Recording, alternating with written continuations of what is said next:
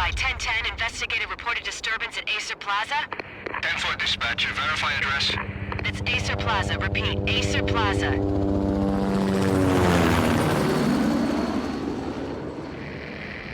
Shots fired on the rooftop. An assault in progress at Acer Plaza. Repeat, an assault in progress.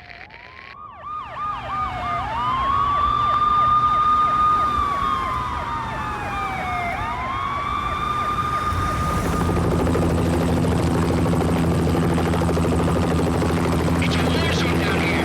1085 dispatcher, need additional units. Additional units now. Officer in danger. Officer in danger.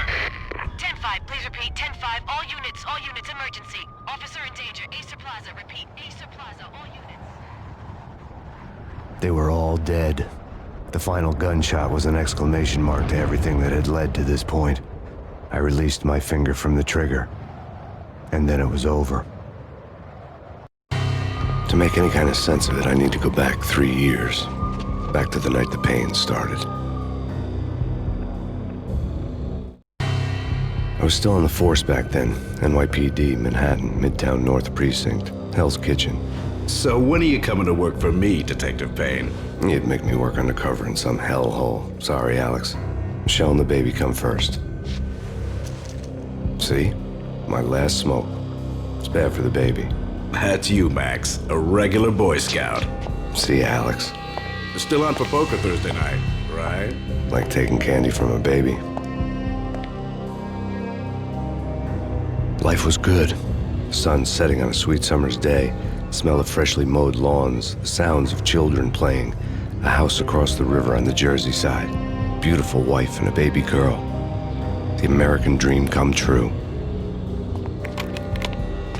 Honey, I'm home. But dreams have a nasty habit of going bad when you're not looking. The sun went down with practiced bravado. Twilight crawled across the sky, laden with foreboding.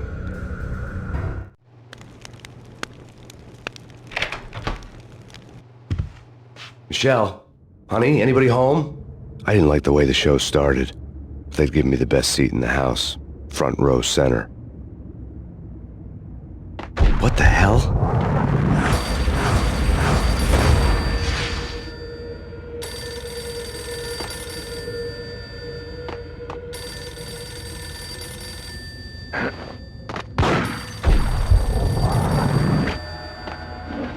Something ugly had been tattooed on the wall, a map of things to come. It was a poison syringe, a magic tag full of diabolical meanings.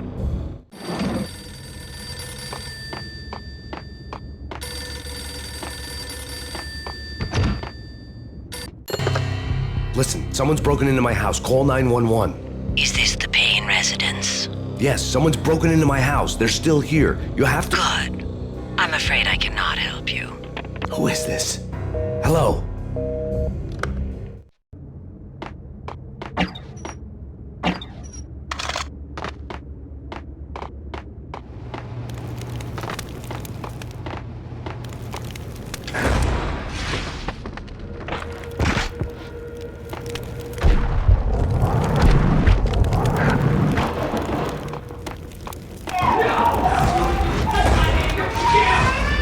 Michelle!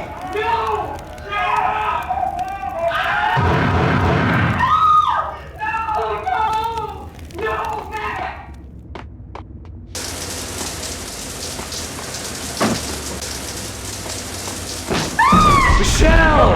Please! Freeze! NYPD, drop it!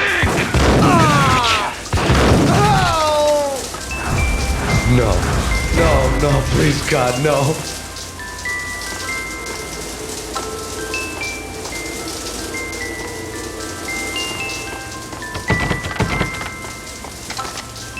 The flesh of fallen angels!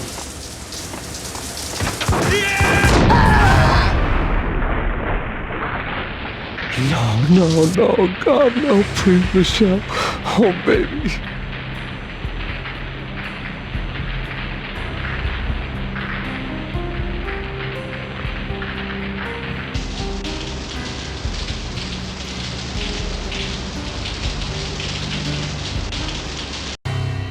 No!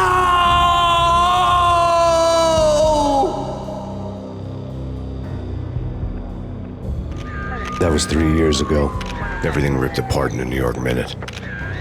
The killer junkies had been high on a previously unknown designer drug, Valkyr, V. After the funeral, I told Alex I'd be transferring to the DEA. It took us 3 long years to get a break in the Valkyr case. Then, finally, 2 months ago, a dime dropper tipped us off that Jack Lupino, a mob boss in the Punchinello crime family, was trafficking. I went undercover, infiltrated the worst mafia family in New York. I came in from the cold and the dark. Outside the city was a cruel monster. I've been slowly working my way from the small time to the big fish, trying to get to the source of the drug. Alex and BB were my only contacts in the DEA, the only ones in this decrepit city who knew I was down here. BB here. Something urgent has come up with Jack Lupino. You need to meet with Alex immediately at the Roscoe Street station. I hadn't had a face-to-face with Alex since I'd gone undercover. Outside, the mercury was falling fast. It was colder than the devil's heart, raining ice pitchforks as if the heavens were ready to fall. Everyone was running for shelter like there was no tomorrow. It didn't get any better when I got to the subway. The feeling hit me like a point-blank shot straight in the face. Something was not right about this. My Beretta stirred nervously under my coat, but the train doors had already shut behind me, and I was in for the ride. Next stop, Roscoe Street Station, and Alex.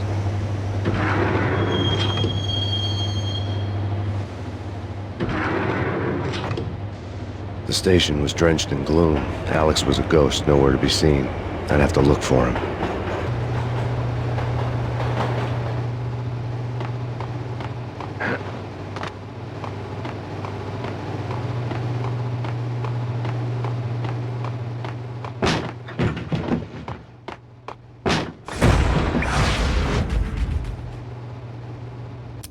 Death was in the air at Roscoe Street. I'd have to find Alex fast.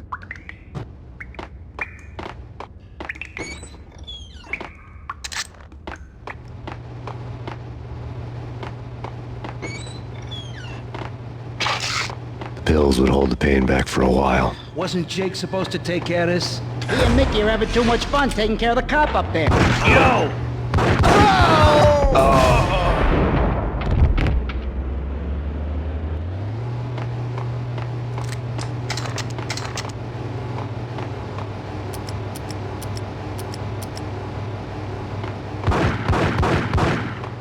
Yeah. What the?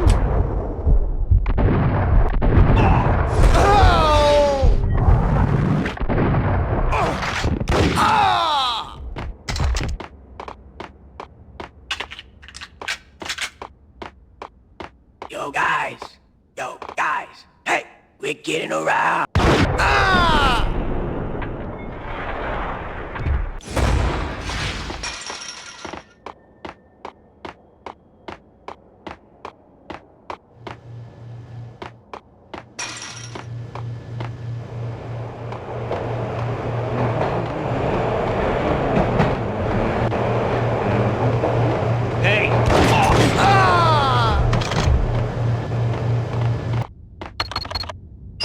The security panel let out a mocking cackle. I'd need the right code. Right. While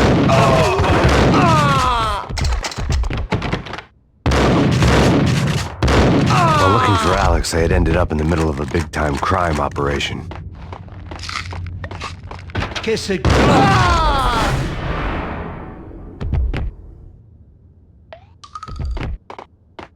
You saved me, man. What's going on here? A massacre. These armed thugs just appeared from nowhere. We need to get help. I can make the call from the control room 1 floor up. Can you take me there? Sure, sounds good. Follow me.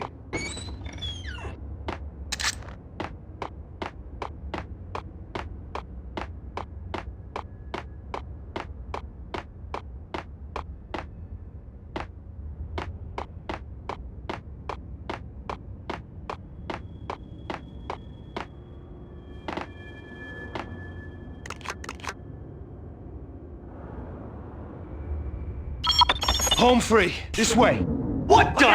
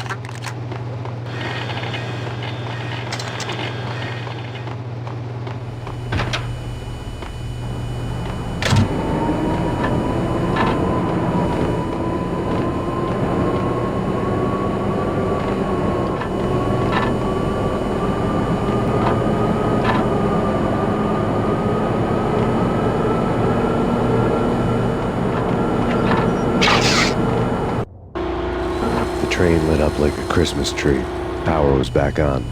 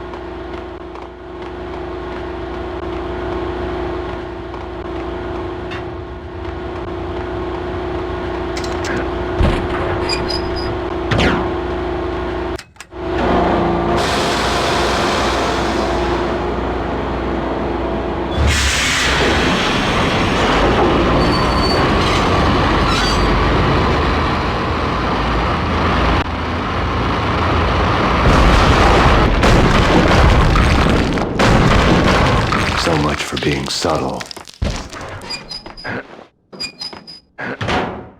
What the hell? What the hell?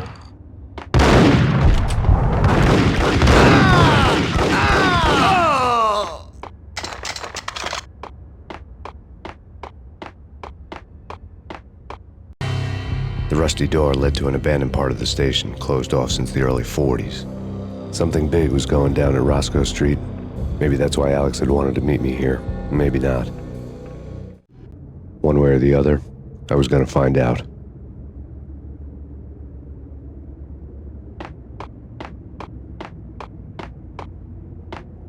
Did you hear something? Nah, take it easy.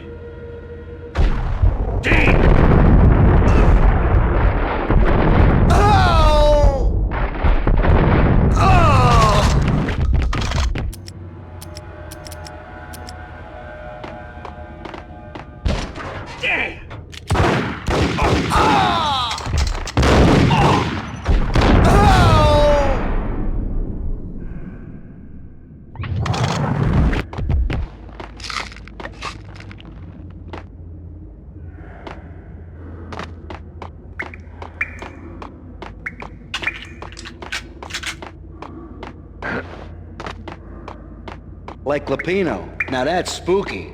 Jack Lapino. Yeah, spooky. But also...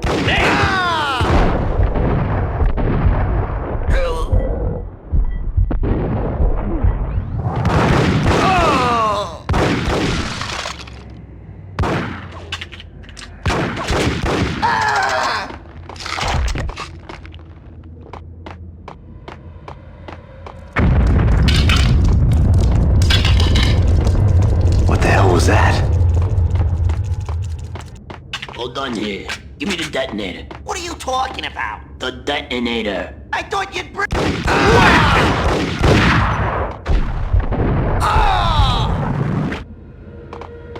The door had been welded shut ages ago and the bomb was missing a detonator.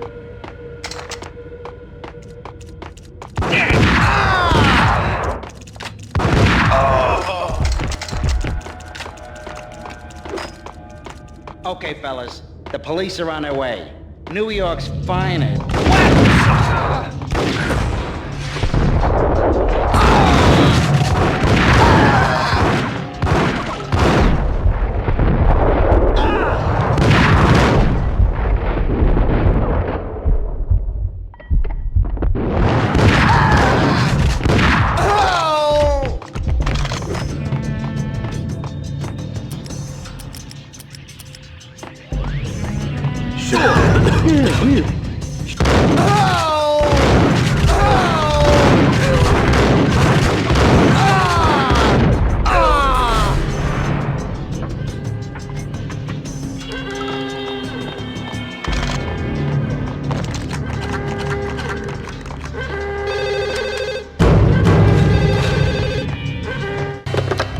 come to you now live from the crime scene.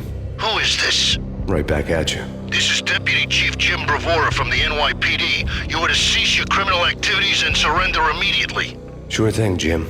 Me and the boys have been talking, and everyone's real sorry. They'll never do it again. Who the hell is this?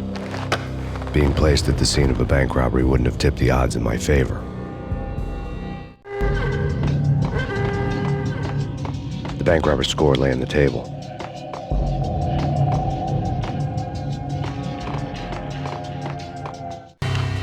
The bank robbers have been after Acer Corporation bonds. The Acer success story had recently been on every channel and on the cover of every magazine.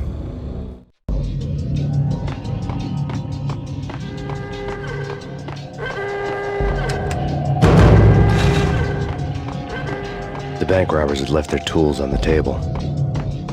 Judging by the detonators, the crooks had bought enough explosives to send Lady Liberty into orbit.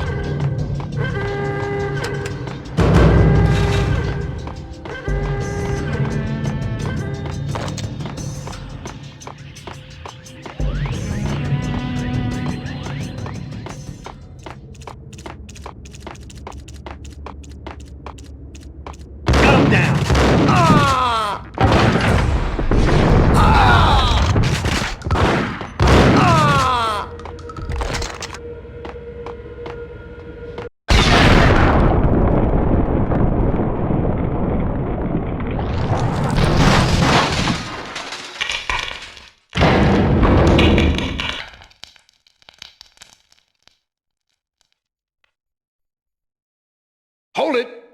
Max! Jesus, you almost gave me a heart attack! I nearly shot you! Alex, I'm glad to see you.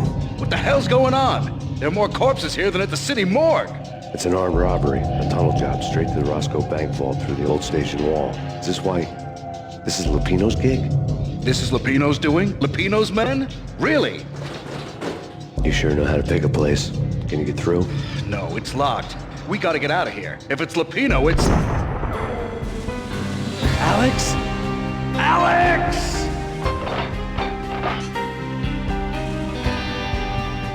There was nothing I could do.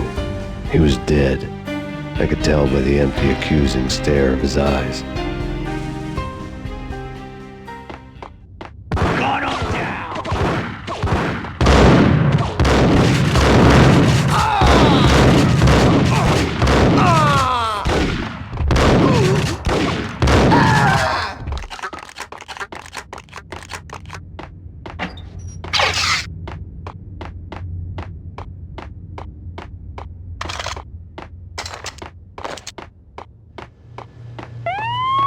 Let's get the hell out of here!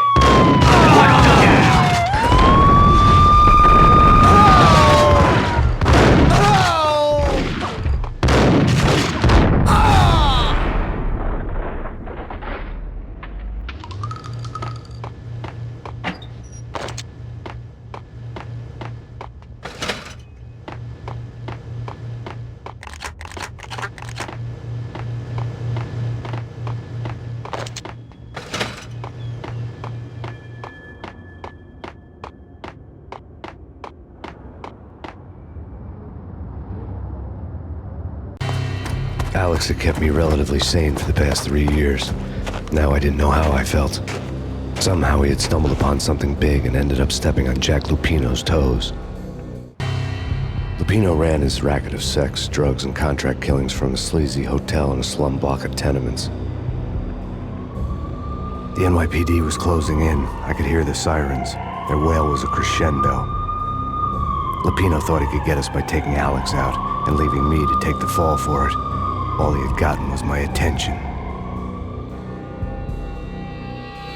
I went for the hotel first. It was a sad old thing with flickering lamps and faded colors, cheap mobster punks and tired-eyed prostitutes. I walked straight in, playing at Bogart, like I'd done 100 times before. The place was run by a couple of murdering mobsters with shark smiles. The Finito brothers. Ladies and gentlemen, it's the Payne in the butt. Payne to the max. You're killing me.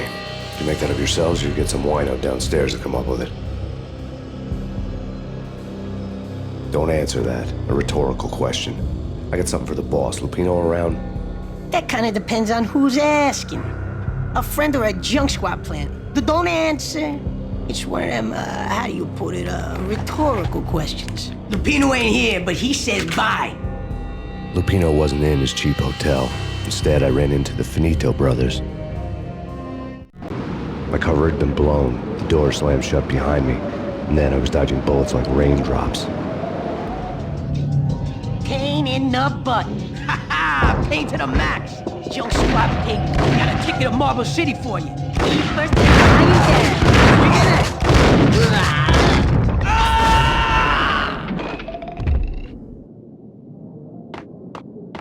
A letter on the desk caught my eye.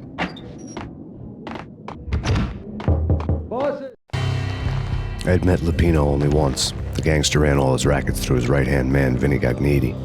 Gagniti was a high-strung whiner on the verge of breaking apart, like an overamped Energizer bunny. He had the brains to run the business, but he lacked the balls, always falling short, taking his frustration out on underage addicts and call girls.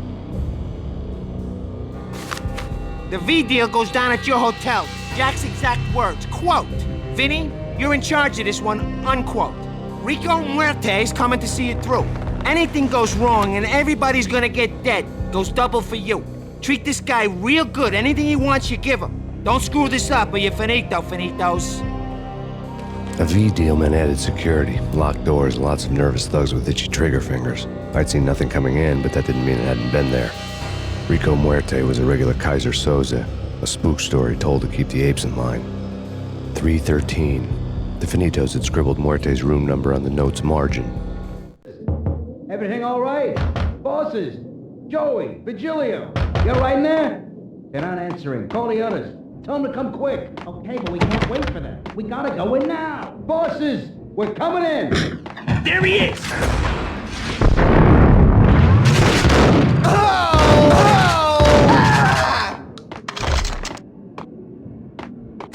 Getting out was not going to be easy. The staircase was locked and the elevator had been busted for a decade or more.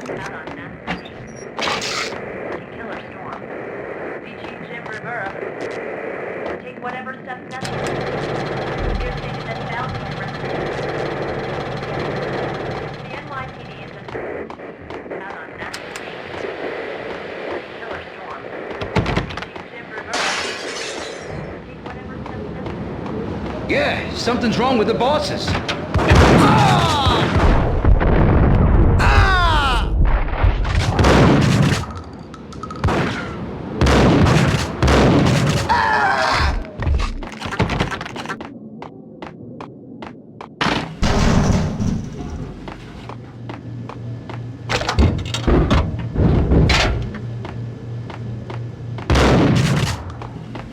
Hey,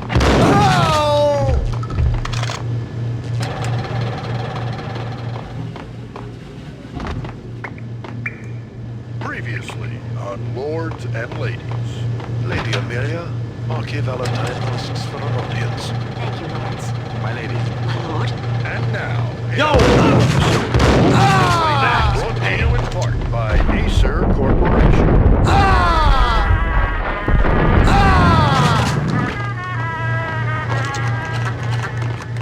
My lady. My lord? My lady, there is a matter of great importance. There he is!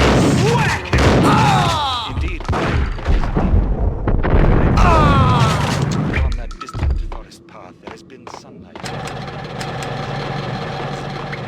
Oh, my lord, you should not speak so. But my lady, I must. My lord, no! I forbid you. This cannot be. This must not be. But why, my love, why? My lord, it is too dreadful. Do not force me to speak the words. My lady, I must know. I would rather die than not know. Piece Yes, of my lord, crap! we should... Cut him down! I am... Your sister! The NYPD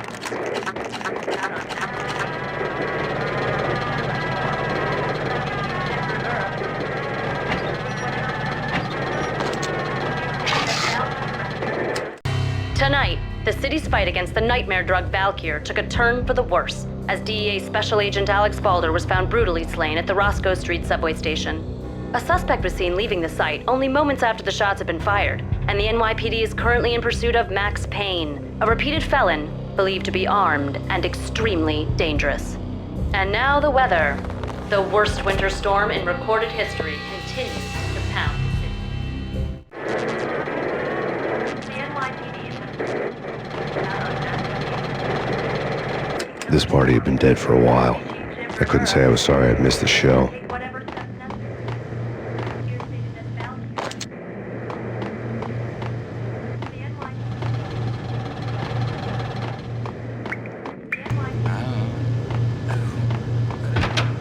Ice 'em!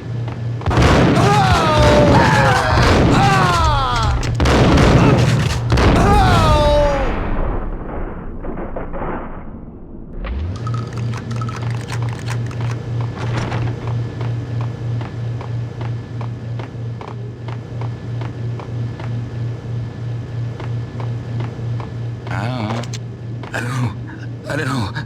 Shut up. Shut up.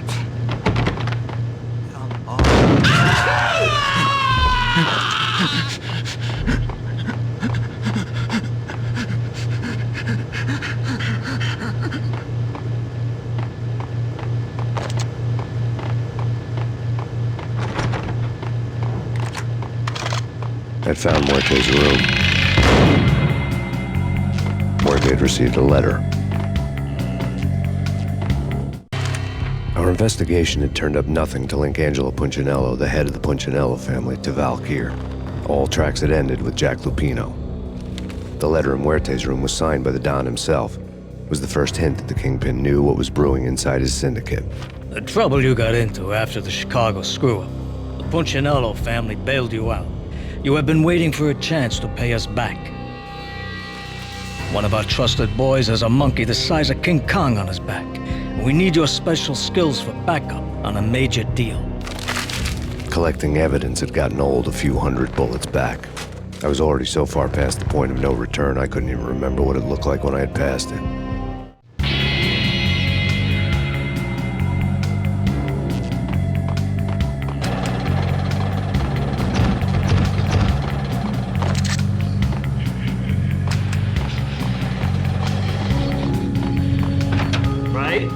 Right.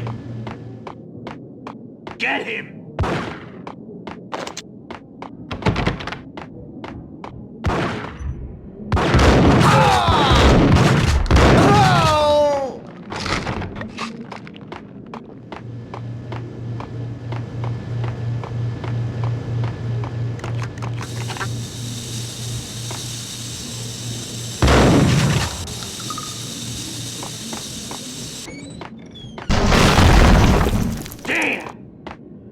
Told you. God damn!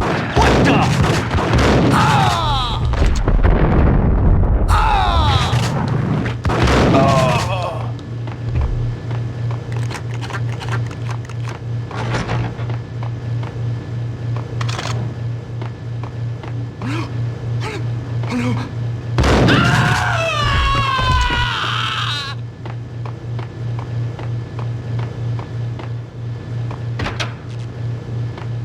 The hooker had left her diary on the table. The diary belonged to a hooker named Candy Dawn. The read would have made a vice cop blush. Had talks with the mystery hag over the phone again. Sent her the latest One-Eyed Alfred tape. As long as the hag keeps paying for the tapes, the old man could come every day for all I care. She had a nice sideline, making secret X-rated flicks of her clients and selling them to the highest bidder. It would get her killed if her V-fix for the day didn't do it first.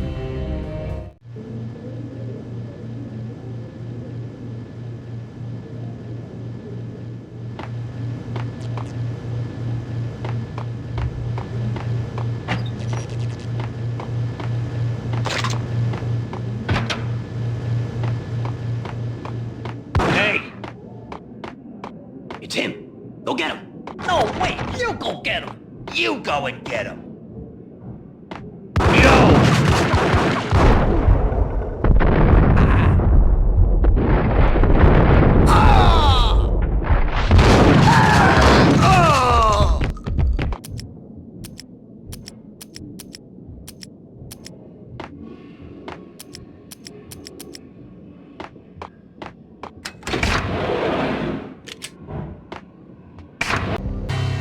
The The old service elevator rumbled down to the bowels of Jack Lupino's hotel.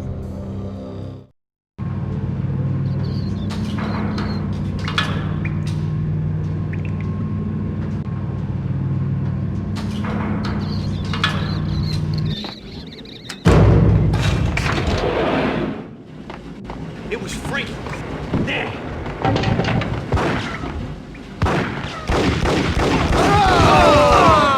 The NYPD has been out on massive killer storm.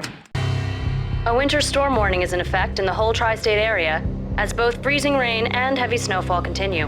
Many roadways are already closed, and people are advised to stay indoors. The severe blizzard has ravaged New York for 3 days now, with no end in sight. We'd been snowed from the start in the Valkyr case. The forecast said there was plenty more where that had come from. But the snowbound city was on my side. Less chance of innocent bystanders getting caught in the crossfire.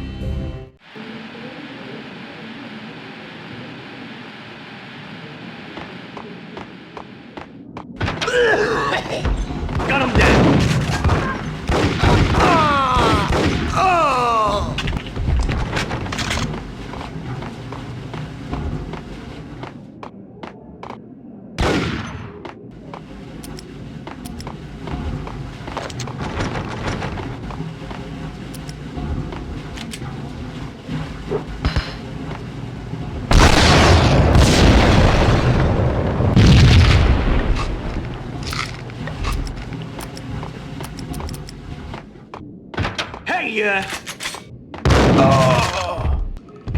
Exhibit number 1, a newspaper. A dead man tied to a chair lay on the boiler room floor. Captain Baseball Bat Boy has an unbeatable track record in superhero death matches. But a 6-pack of root beer gets me every time. The murder weapon was a baseball bat, now lying in a pool of drying blood next to a newspaper folded open on a Captain Baseball Bat Boy comic strip.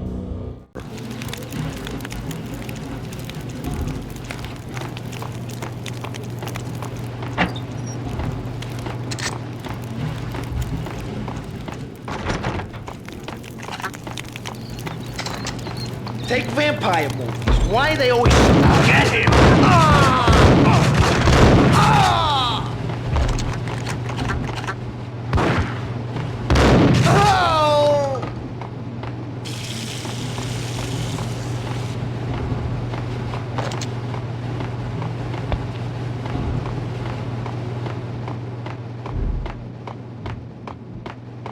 Chill with the guns.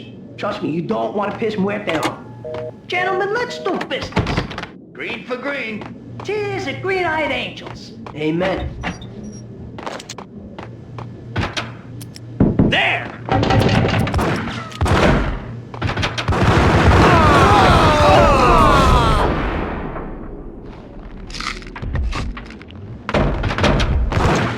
A lifetime ago, this would have gone down as a narcotics arrest.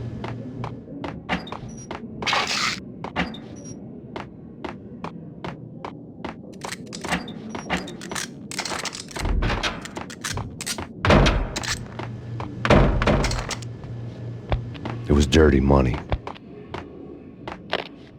The transparent cylinders glowed green, full of... There was a key on the table.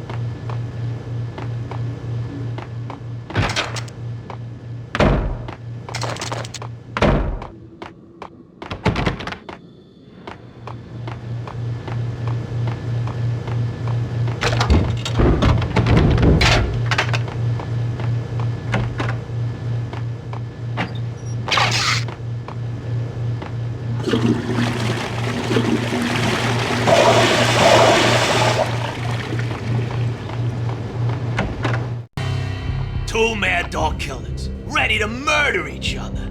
They step into the next room, and I'm thinking, now they're gonna do it. But no. They sit down in front of a TV and solve their differences with a kung fu fighting video game. I tell you, Candy, I was so depressed, I strangled them both with the video game cables. Oh, Rico, you're so bad. I am, ain't I?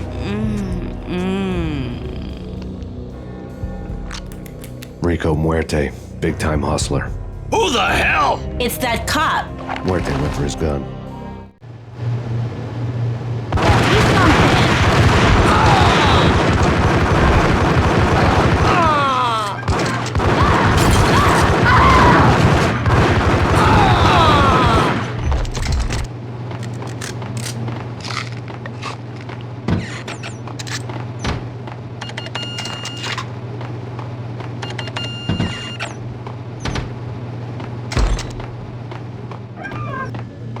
Gun him down!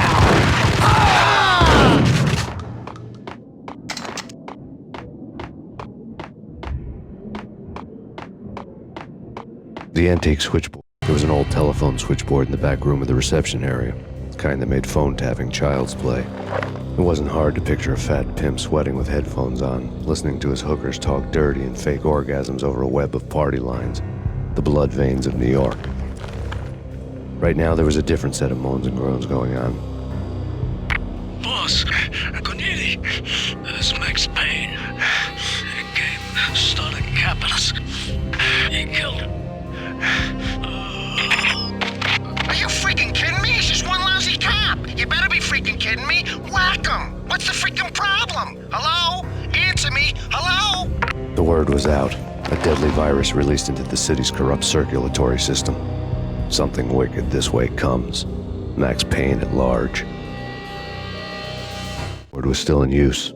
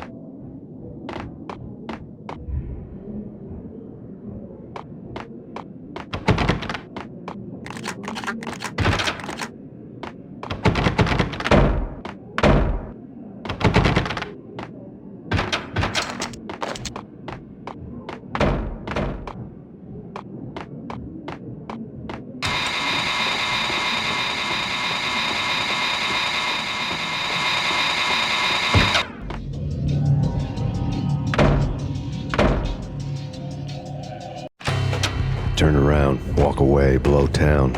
That would have been the smart thing to do. Guess I wasn't that smart. Lupino's tenement buildings were a seedy hangout for all kinds of sleaze. A liquor store, a pawn shop, a laundromat full of mobster bookies and loan sharks. The list went on. The how and why of it was a mystery to me, but they knew I was a cop. They knew I was coming, and they were going to get real trigger happy about it. I got to see Lupino's hangout all lit up. A bomb went off, turning snow into liquid gold. A pillar of fire lifted the remains of a car straight up into the air. The flames were highlighted on the hood of a black Mercedes-Benz as it coasted down the street real slow, as if the driver didn't have a worry in the world. I got a good look at the man riding shotgun. It was Vladimir, the head of the local Russian mob, the fly in Don Punchinello's soup. The ringing in my ears was the sound of a mob war being waged.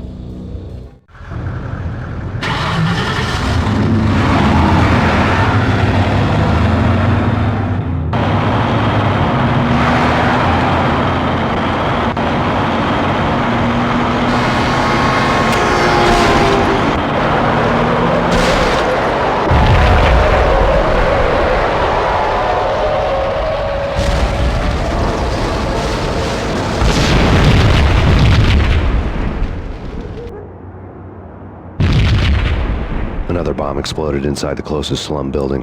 It was a lucky break. The goons inside were spooked, but luck always came with a price tag. More bombs could still be ticking inside, and the cops would already be on their way. Jack Lupino's suite was on the top floor. At least it used to be, before the explosive makeover.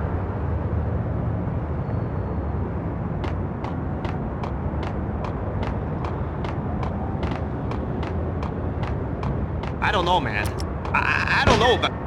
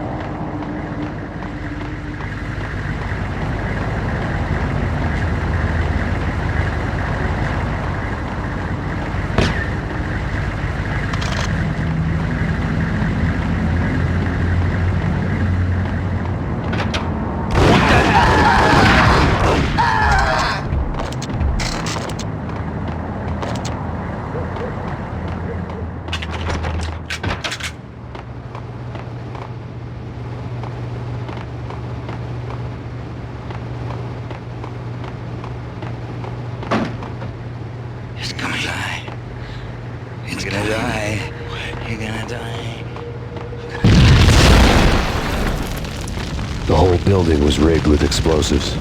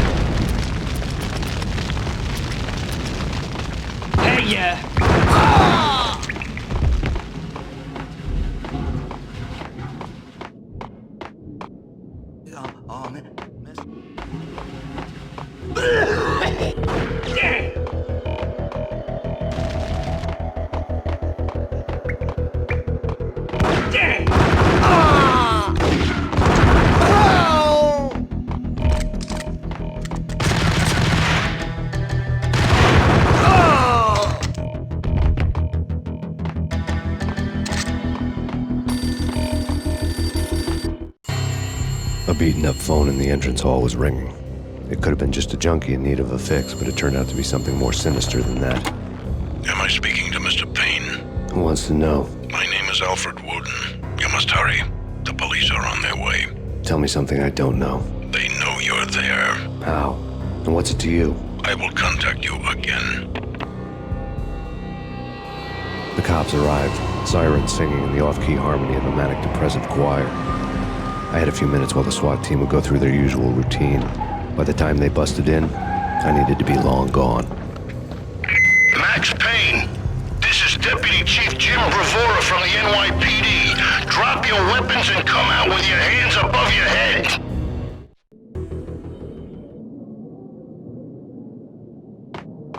That's...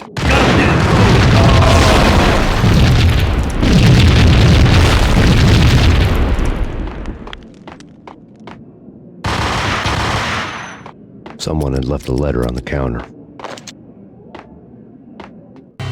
Suddenly it all made sense. The bombs, the Russian mob boss making an appearance in person. Gognitti was his usual self, all talk and no walk. After our hit, the Russian has only a couple of guns left and they can be bought. There's no freaking way he has the guts to try anything after that. As it turned out, the Russian had plenty of guts. One thing you could count on, you push a man too far and sooner or later he'd start pushing back.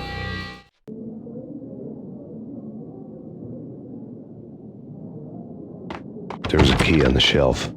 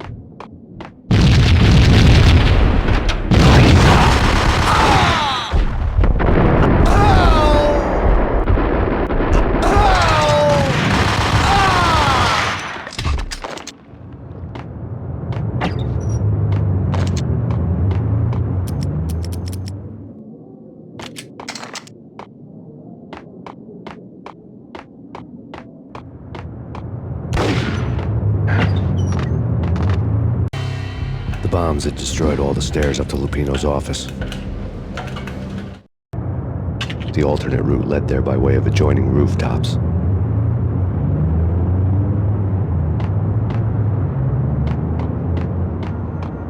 It's never been this cold. Never ever. It's like the sky's falling. Yes, sir. It's the end of the world as we know it. And I don't feel fine. I don't feel anything. Not a thing.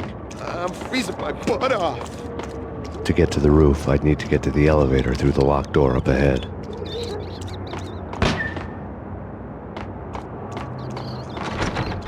Pizza delivery. Never seen you before. Buzz off, Joker.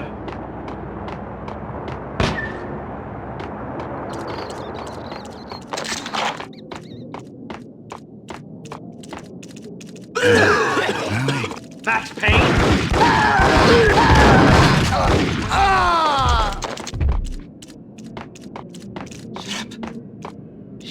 What the hell?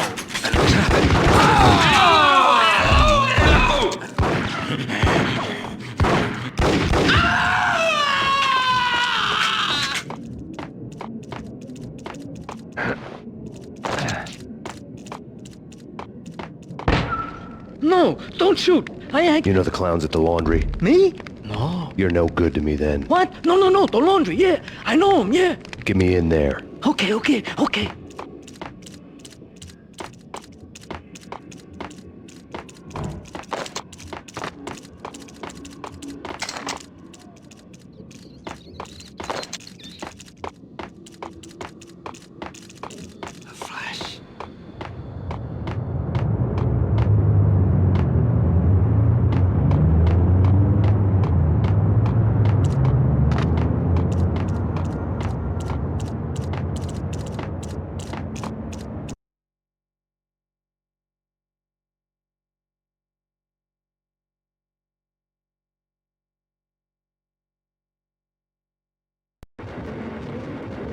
It's me. Open up. Let me in, quick. Not so fast.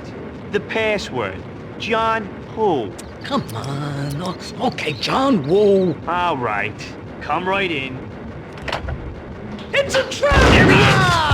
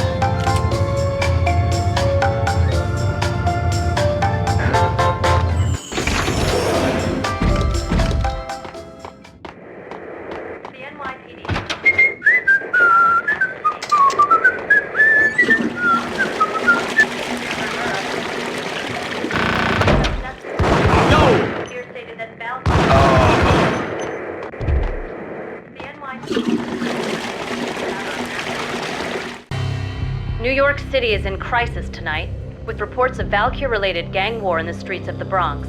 Apparently, Max Payne, wanted for questioning in connection with the slaying of a DEA special agent earlier tonight, is waging a one-man war against his former partners in crime.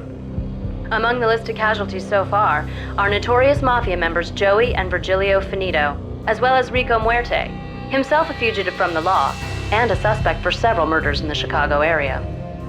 The NYPD has been placed on full alert. A citywide APB has been put out on Max Payne. Deputy Chief Jim Bravura has promised to take whatever steps necessary to bring him to justice.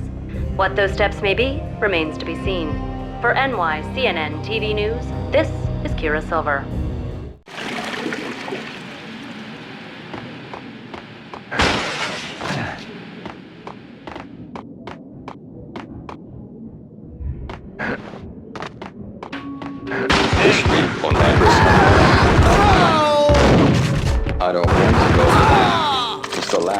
decide when I end up. But that's where I always end.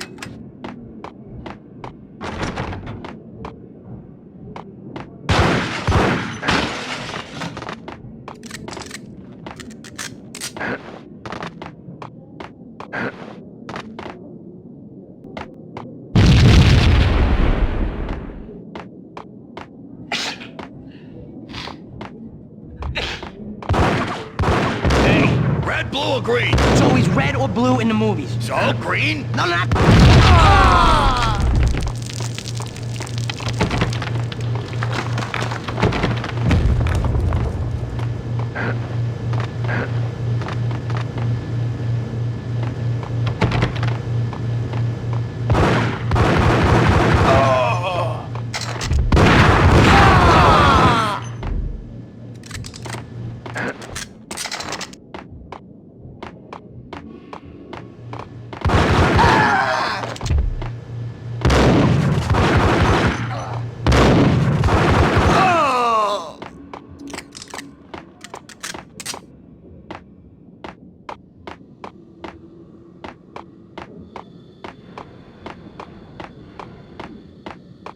What the hell are you standing around here for? They're bombing us. What are you doing? You're doing nothing. What are you doing? This is war. Freaking...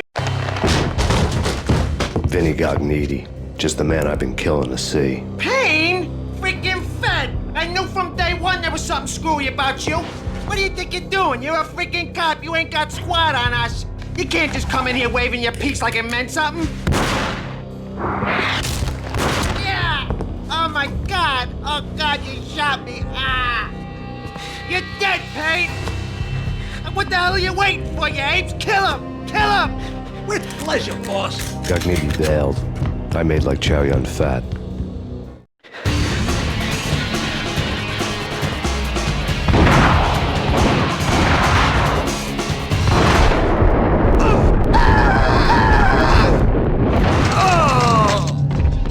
A crumpled letter lay on Gognitti's desk.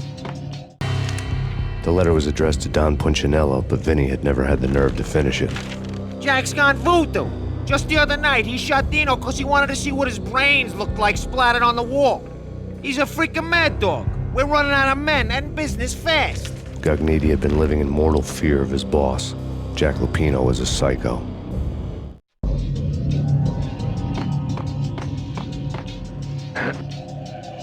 Vinny Gognitti was running scared. He could run, but with a bullet in his stomach like a broken bottle of Tabasco, he was quickly running out of time. He knew where his boss was, and I wanted to square things up with Jack Lupino. Gognitti would be moving fast. I don't know about angels, but it's fear that gives men wings.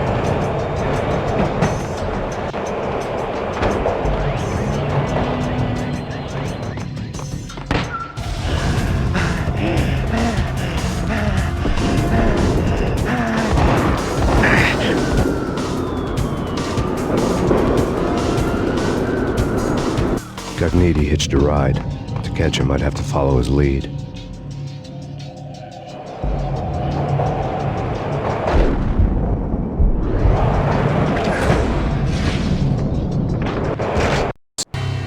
This was my second train ride of the night. The way it started didn't promise anything better than the last one.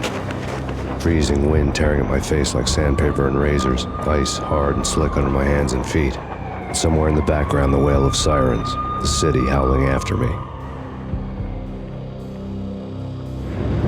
New York sped by in fast forward. Dark rooftop water towers and a dead forest of antennas and chimneys, all a blur. When the train he was riding slowed down, Gognitti made his move.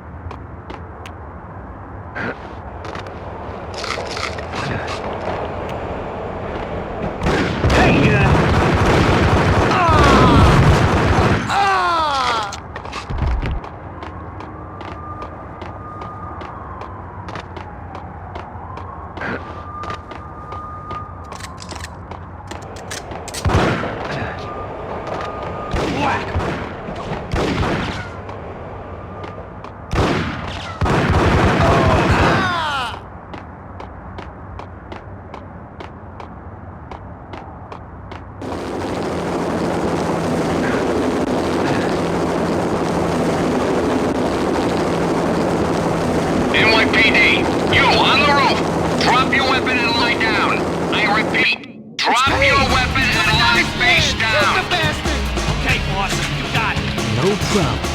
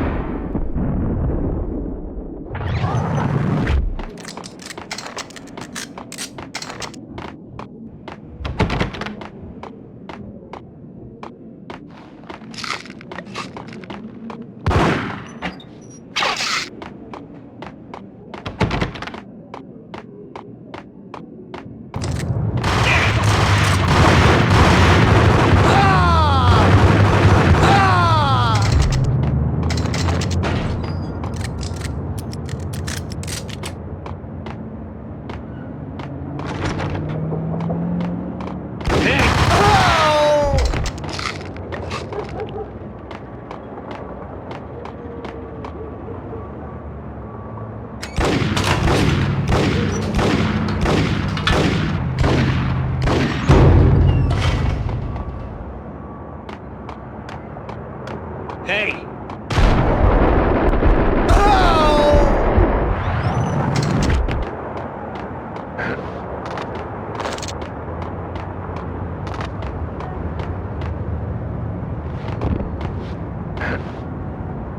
What the?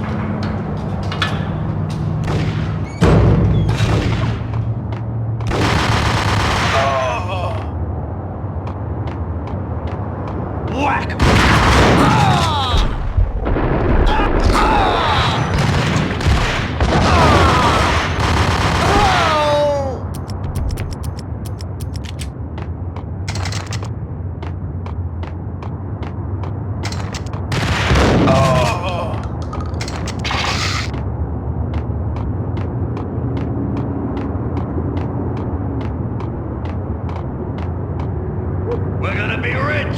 Freaking rich! Even richer than...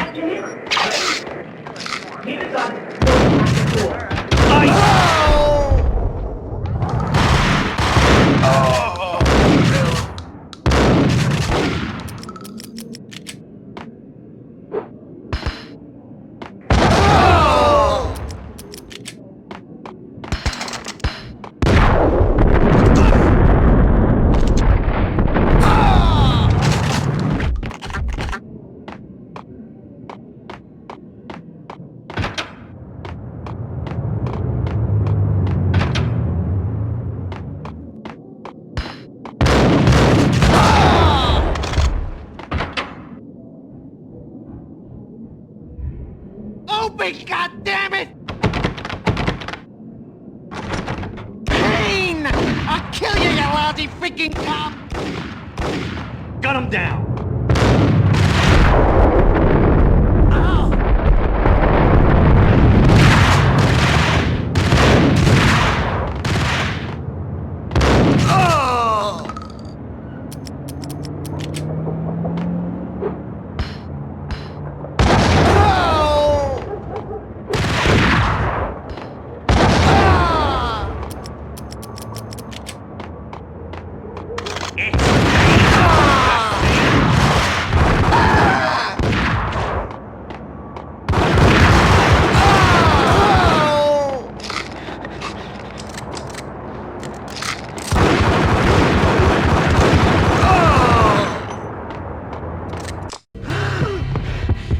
Cogniti ran out of steam in a dead-end alley with steam boiling out of the sewer grates like all the fires of hell were burning high beneath us.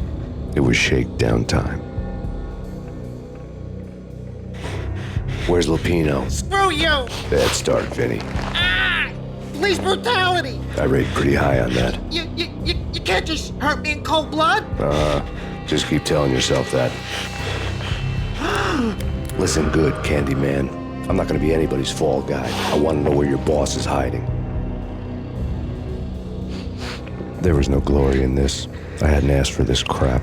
Trouble had come to me in big dark swarms.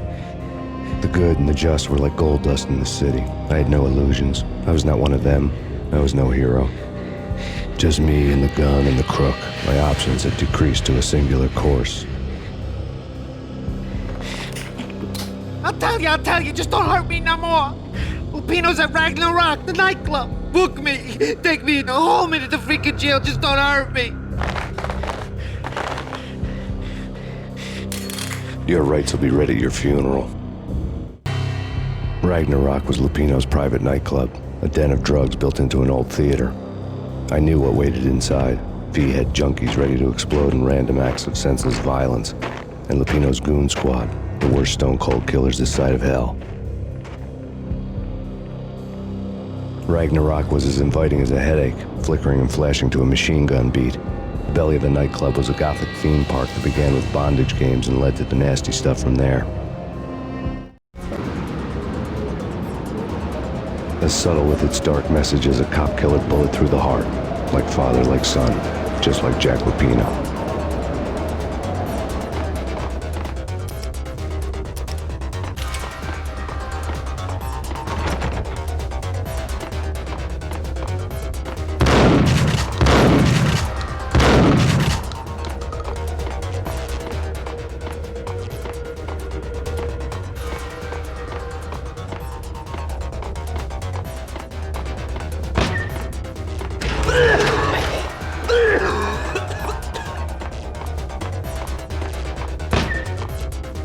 Ice him!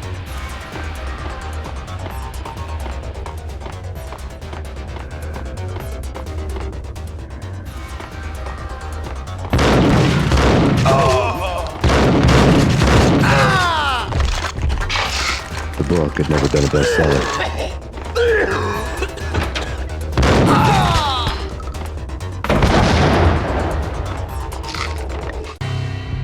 Given the setting, I was surprised to find that somebody had been passing time reading. The paperback was entitled, The Age of Murder and Storm.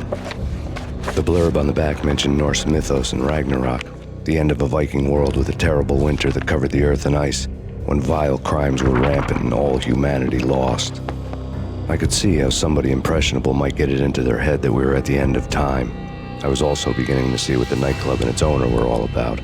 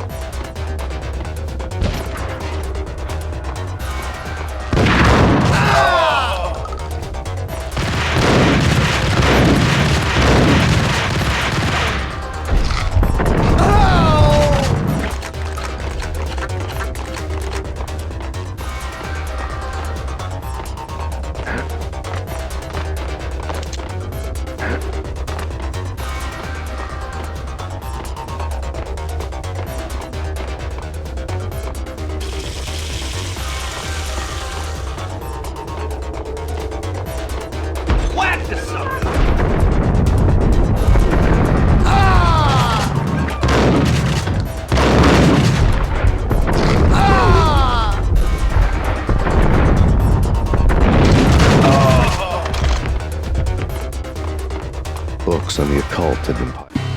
The room was stacked with light reading, such as Necronomicon, Witchcraft, and Paradise Lost. Old exotic titles like Malleus Maleficarum and De Umbrarum Reini Novum Portis.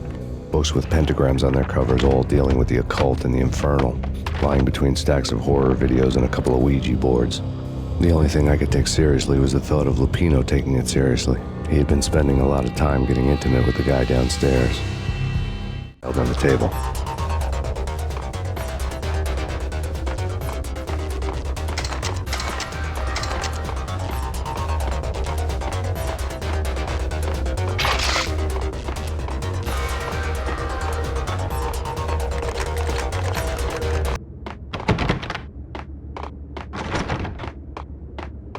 What with Dino and all, I wouldn't say anything to his face. He might not... Who knows what he'd do?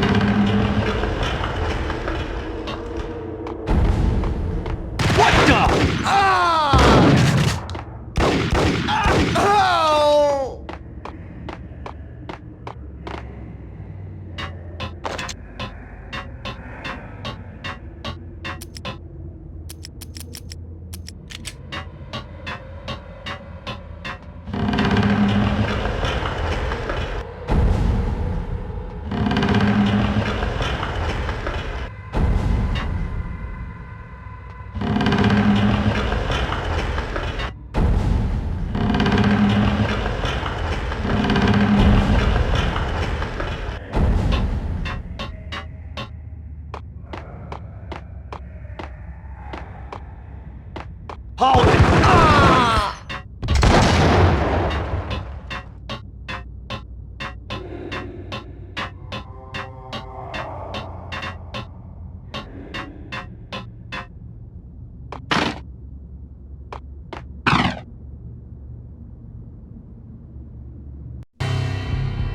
The backstage area led to Lupino's inner sanctum. The hot air inside was like an invisible wall, thick with incense and something else, a sickly sweet smell that made you gag. This was the rotten core of the Big Apple. Lupino lurked somewhere ahead, like a spider at the center of his web, waiting. The vapors in the air started to make my head swim. Torn pieces of a letter lay scattered on the sofa. Punchinello had threatened Lupino in writing. The note had been torn to pieces, bloody fingerprints all over them. Don't want you to think that one of my boys is not playing with a full deck. Shape up, Jack. We are running a business here.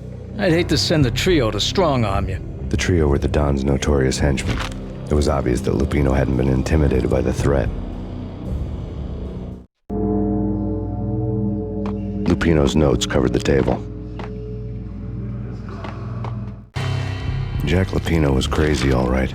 The table was scattered with notes of demented arcane nonsense written in rusty blood, a mishmash list of demons, devils, and dark gods evoked.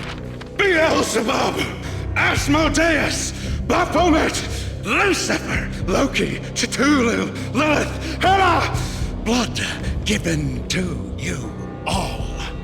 He was after that old Faustian deal, your soul for power and fortune. Just sign on the dotted line with your blood. Lupino's notebook. Jack Lupino was crazy, all right. Mythic wolves, let loose to devour the sun and the moon. Lupino is the wolf. I'm Mr. Beast, the big bad Fenris wolf. I'm the end of the world man, wearing the flesh of fallen angels. After Y2K, the end of the world had become a cliche. But who was I to talk? A brooding underdog avenger alone against an empire of evil, out to right a grave injustice. Everything was subjective. There were only personal apocalypses. Nothing is a cliche when it's happening to you. Lay on the pedestal. The flesh of fallen angels! Come to me all! Astaroth, Beelzebub, Asmodeus, Baphomet, Lucifer, Loki, Satan, Cthulhu, Lilith, Hela! Blood to you all! Secret, living under the skin of reality. I've seen it. The corruption of flesh. Oh! I'm the wolf, yeah! I am the wolf! Yo! It's coming. You have come. Then, time. It's now! I will rise to her side! I'm beyond the words!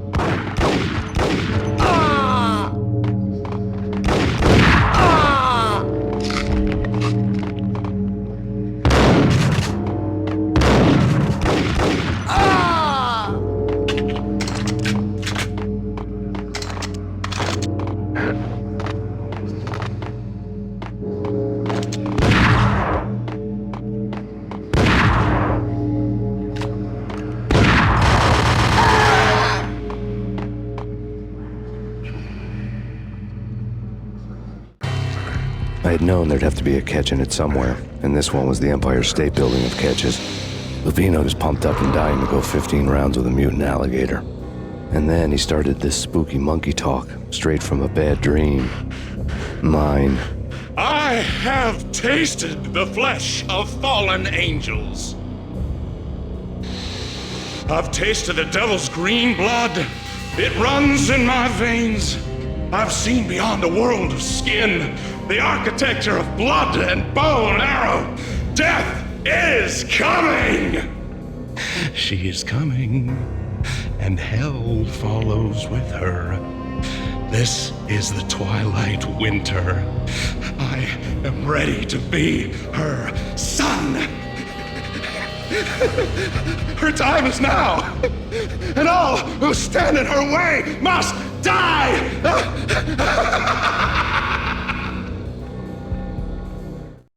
Die!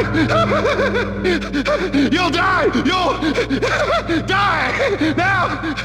Oh, die!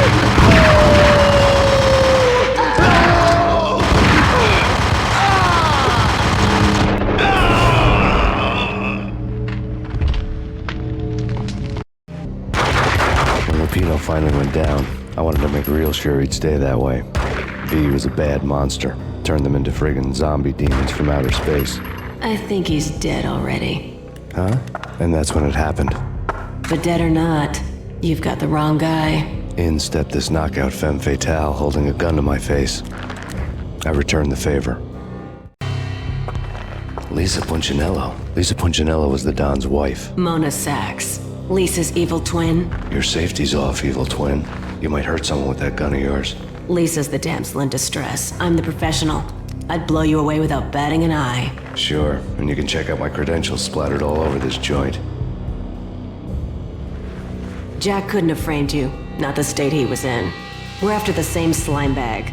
Angelo Punchinello's the one who murdered your friend and framed you with it. You know this for a fact. I've got my sources. I don't have a clue these days. I just shoot them as they come. Who put a contract on the Archfiend? This one's mine. I hate the guts of that sadistic wife-beater. Why not pool our bullets for this one? I thought you'd never ask. My finger was starting to twitch. How do you like your whiskey? I'm easy, as long as you don't try to slip me a Mickey. You're a real angel, Max. It was good stuff. Tasted sweet as honey going down. Nothing personal. Can't risk you going berserk and getting Lisa killed.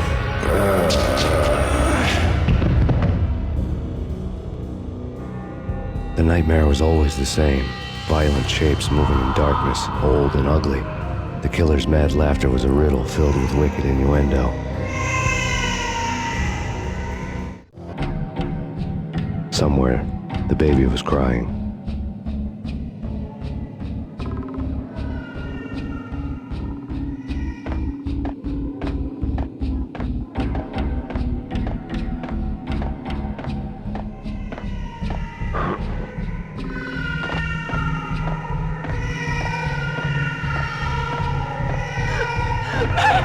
No, please, Max! Why? I didn't mean to. I'm sorry.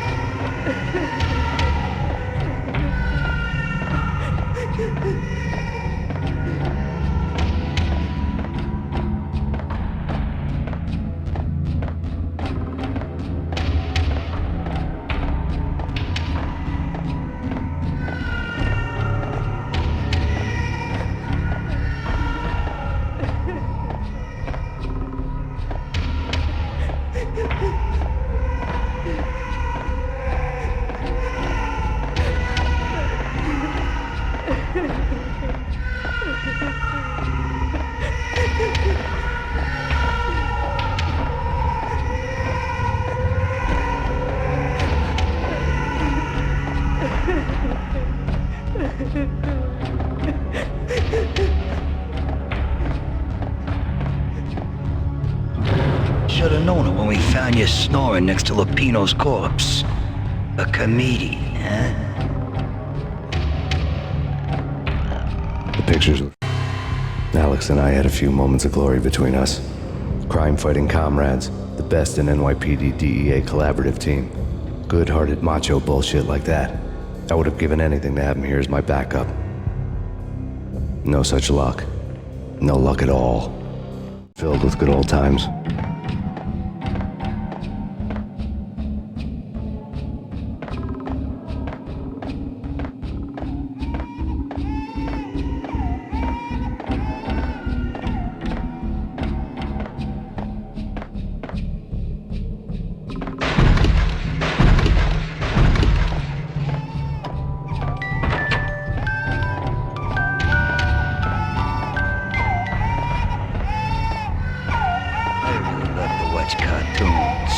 Captain Baseball Bat Boy's my favorite.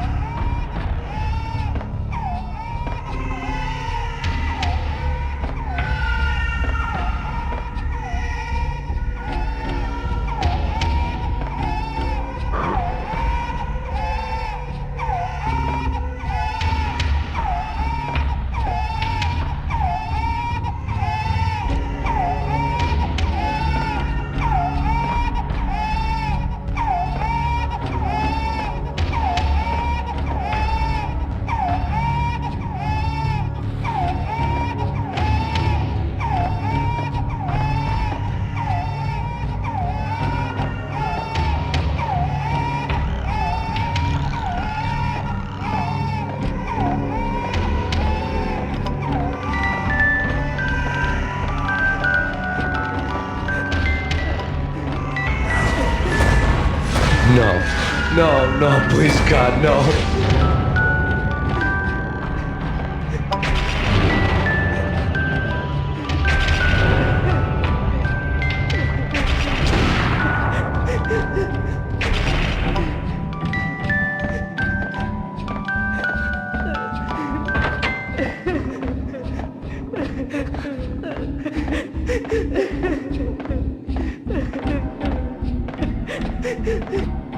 Slice them, dice them, shoot them full of holes, blow them to bits, vaporize them, disintegrate them. No matter what you do, they'll still be back, good as new. Michelle's diary lay on the table. Max, no, please, Max. Why? I didn't mean to. I'm sorry.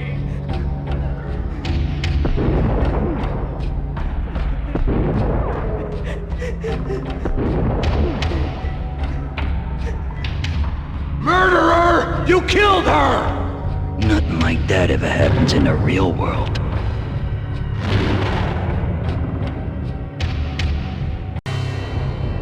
I woke up in a bad dream. My head felt 2 sizes too small for my brain. Max Payne. I envy your name. And the killer was smiling. Pleased to meet you. I'm Frankie the Bat Niagara. Niagara, as in you cry a lot? He had a baseball bat and I was tied to a chair. Pissing him off was the smart thing to do.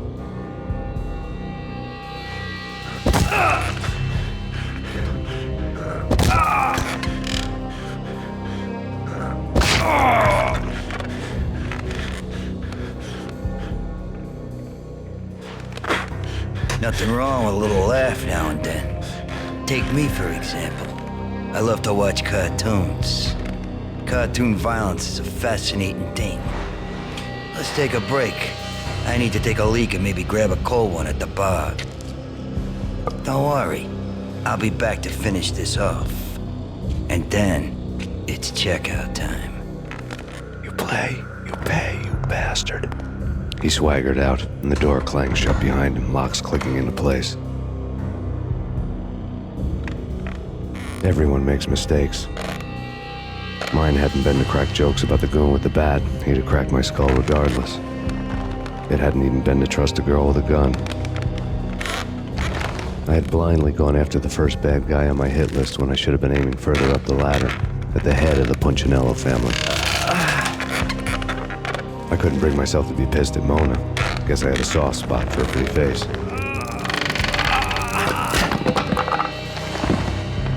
But when somebody decides to play baseball with your head, you tend to get sore. They had dragged me back to the basement of Lupino's hotel. I was beaten, bruised, and blue. I felt like the chair I had broken to get free.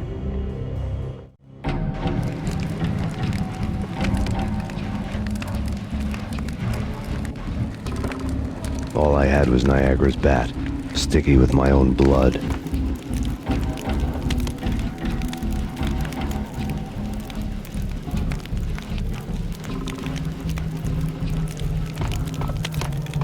Without a gun, I'd be no match for Frankie's men. I'd have to play hide and seek with them. It's Frankie's turf. He'll take care of it. Yeah, I know. Just I wouldn't mind having a go at him. It's Frankie's turf. Yeah, I know that.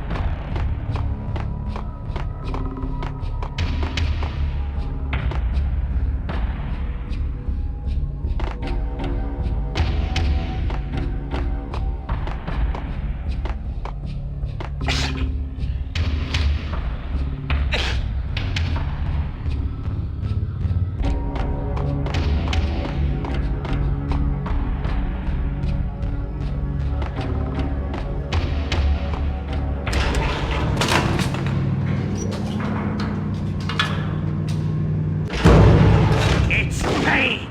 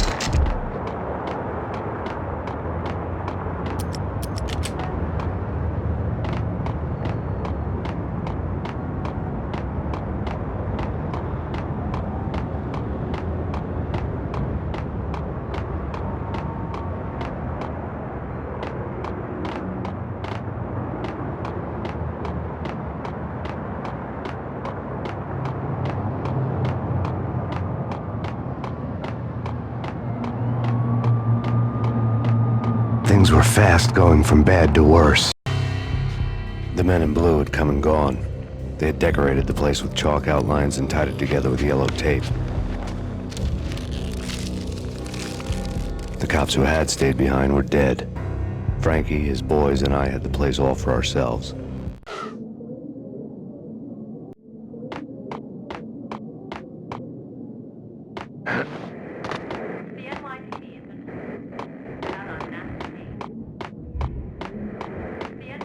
Just forget about it. Just forget about it. Hey, just forget about it. That crazy witch, you should have heard her. She was a real scream when the boys caught her trying to cap the Don. Oh, that's friggin' bad. To the trio? That's even worse than what Frankie's doing to that poor bastard downstairs. She's gonna take a long time to die. The mobster muscle on the phone was talking about Mona. Punchinello's trio were nothing but bad news. There he is.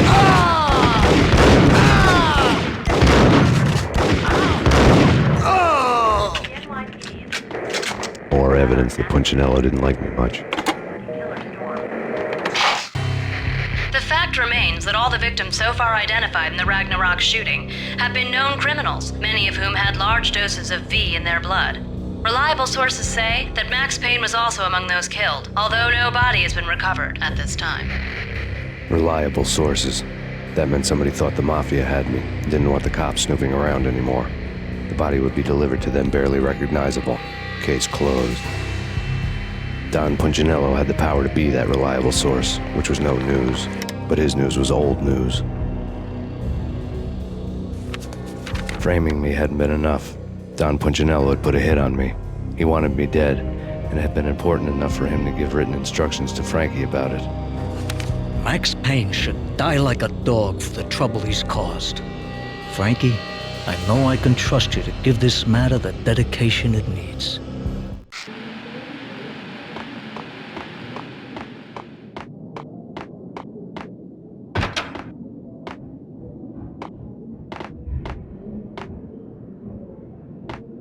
What the?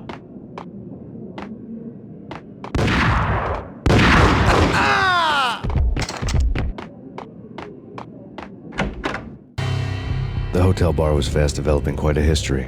True to his words, Frankie was there, having a beer. Jesus Christ. How the hell did you get loose? Got bored waiting. Thought, what the hell, we could just as well finish this here. Fine by me. This works out just as well.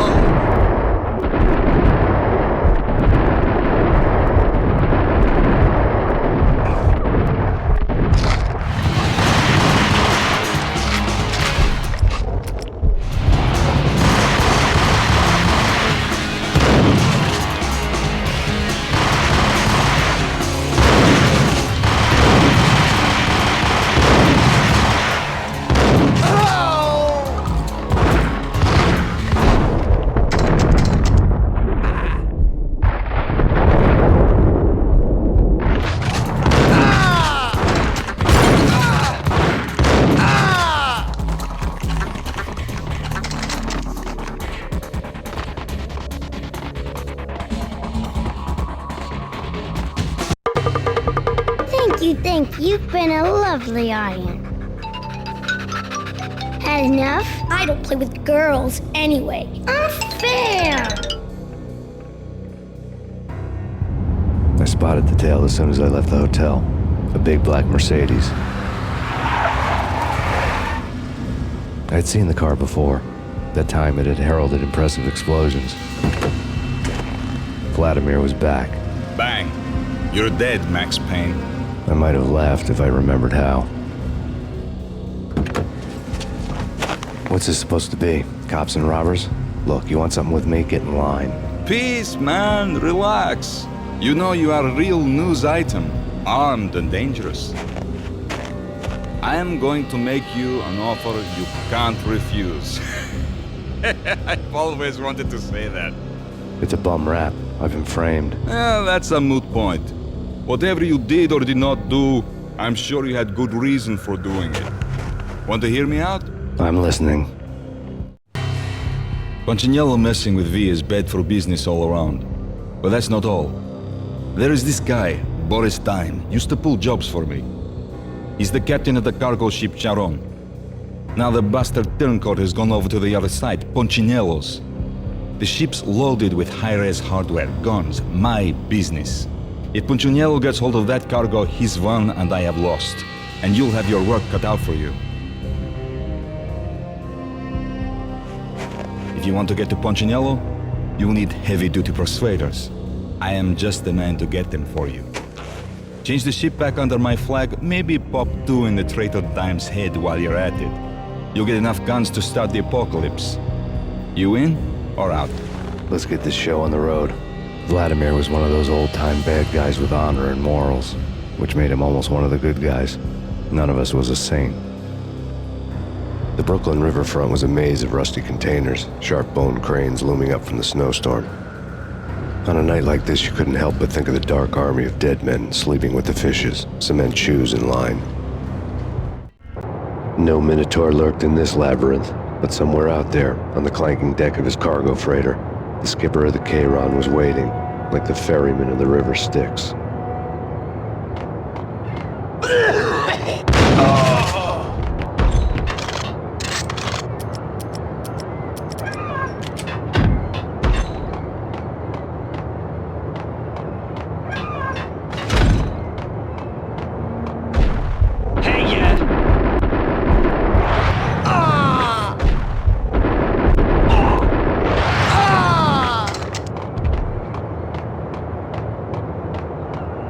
Both of them beaten to a pulp. Eyes swollen. They couldn't see in the end. Swaying on their feet. Slipping on them. Hold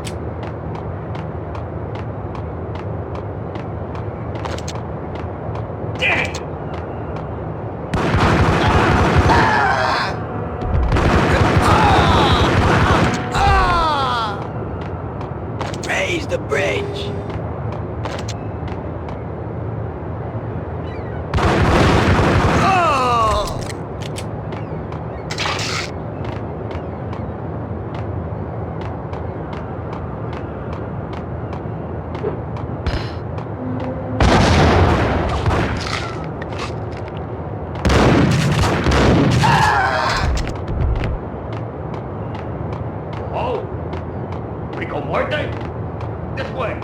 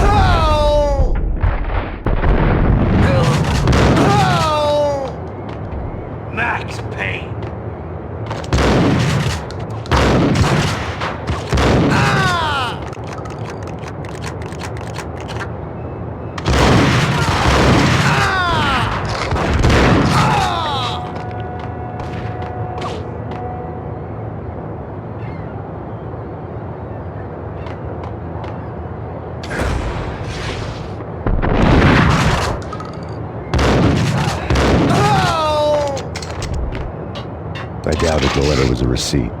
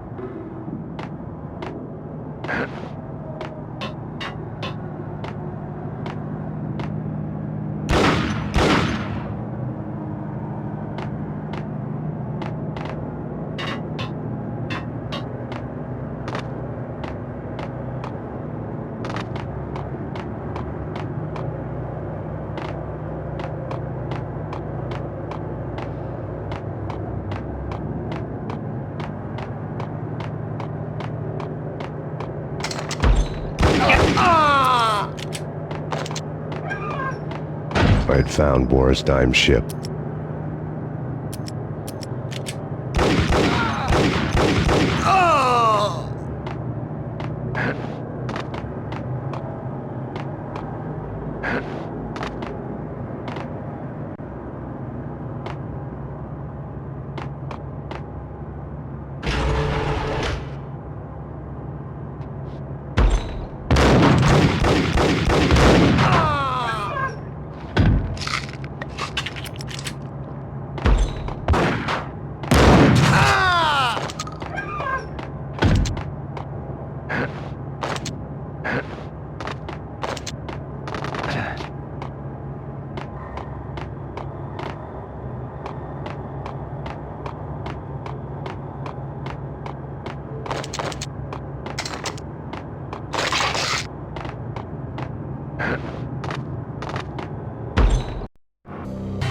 Rust had crept over the sides of the cargo steamer a long time ago.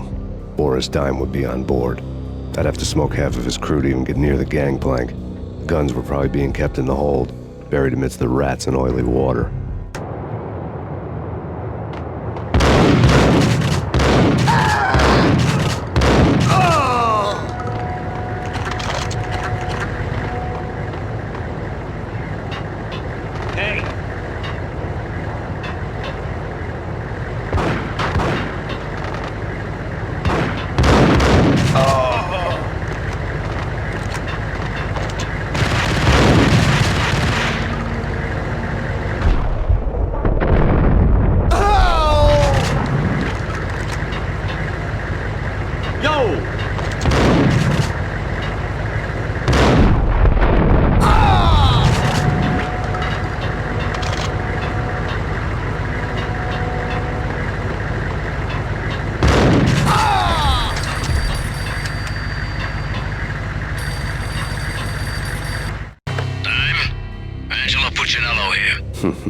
Angie, tell me, how much did Dime cost you? I bet it was more than his name. Max Payne. Right the first time. You're dead, punk. You sure you're not confusing me with Boris here? But you are right, of course. Pretty soon we should get together and have a talk. You son of a... Pissing Punchinello off was a dangerous game, but when people get mad, they make mistakes. I should know. That's where I wanted Punchinello, mad enough to trip over his own feet, preferably into a grave.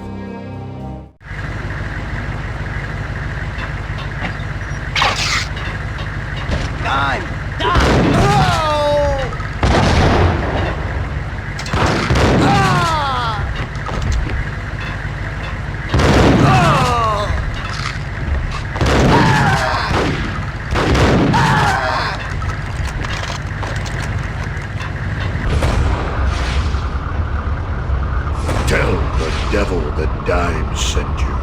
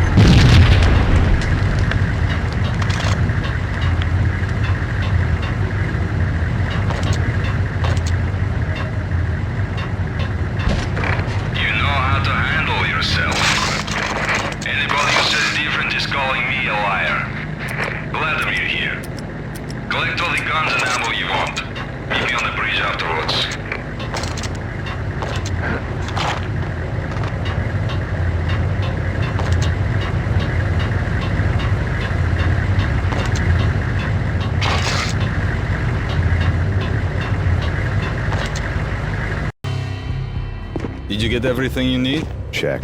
I owe you. Anything you need. This is my solo. When I'm through, Punchinello won't be anybody's problem anymore. Clear as vodka. But anytime you get between a rock and a hard place, just whistle. This could be the beginning of a beautiful friendship. You really get a bang out of this big-time gangster act, don't you? Even with all this firepower, I figured I couldn't get to Punchinello at his manor. I could only hope that he wouldn't pass a chance to hear me beg, to see he's won. This is Max Payne. I want to cut a deal. Payne, you're a dead man. That's what everybody keeps telling me. I got your ship and her cargo. I want to meet.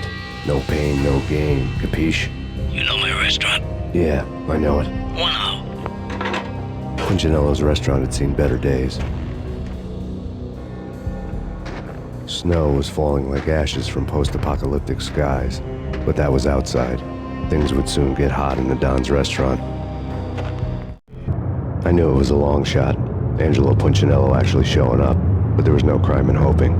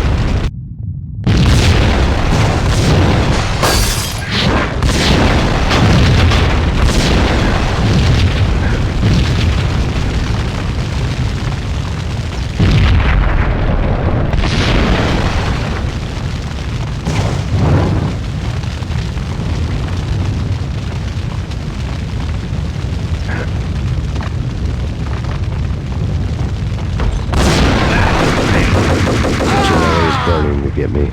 The feeling was mutual. He was trying to put out my flames with gasoline.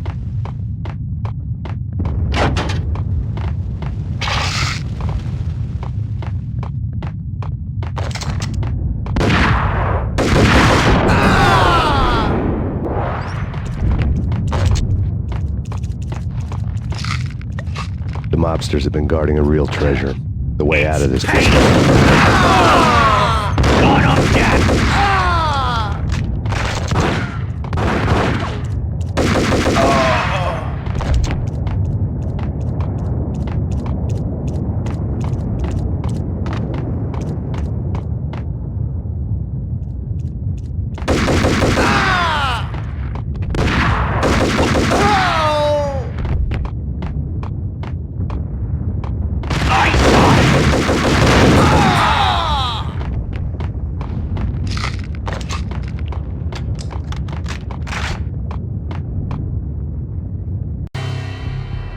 Vlad had seen my smoke signals. The Mercedes was revving to go, almost drowning out the banshee wail of the sirens. You coming? We'll drop you off at the Punchinello Manor. Sounds good to me. When this is over, look me up. I could use a professional like you. I'll keep that in mind. The night groaned with cold. The garden lights flickered nervously. In their light, the falling snow was dead white before the darkness ate it up. I had heard the stories. The trio were mad dogs. They'd have hung the heads of their enemies over the manor gates if the capo had only let them. Punchinello wanted pain. He'd see the pain. The trick in my situation was that there was no trick, no matter what the movies tell you. No rules, no secret mantra, no roadmap. It wasn't about how smart or how good you were. It was chaos and luck, and anyone who thought different was a fool. All you could do was to hang on madly, as long and as hard as you could. Someone had graciously left the back door open for me and killed the guards. My money was on Mona.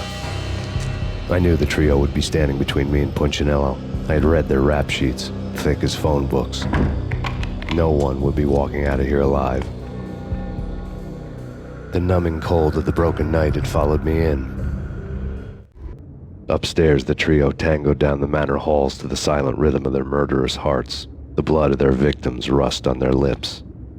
Vince Mugnano, Pilot Providence aka Big Brother, and Joe Deadpan Salem. The pistol was a frozen lump in my hand, piercing the skin, gnawing me to the bone.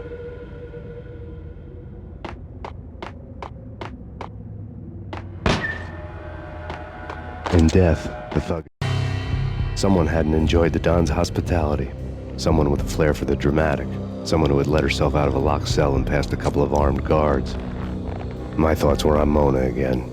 I could only hope she was a good enough gambler to walk away while she was still winning, before she'd run into the trio. I'd been promoted to messenger.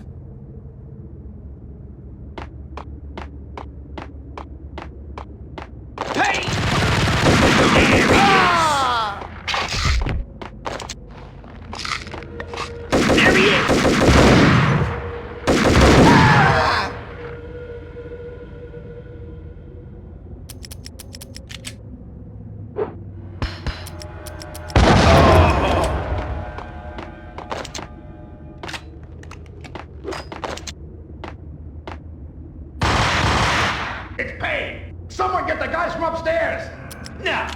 No one's going anyplace. Too late for that. We waste them. Vinny and Joe and Pilot won't get the credit for this.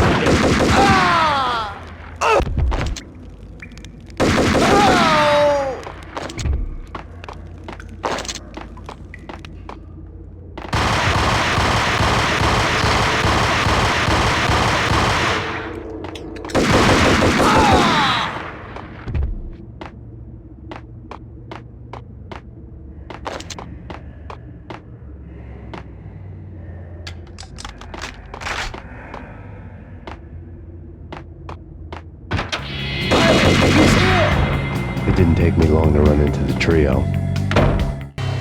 The word on Lisa Punchinello was that she was a bit of a witch. The tarot cards on the kitchen table fit the picture. They weren't my kind of cards, but I was willing to take a crack at the hand Mrs. Punchinello had dealt. The first card was the tower. Maybe that was supposed to be the manor. It got easy after that. The devil was the master of the house, and death was me, coming for him.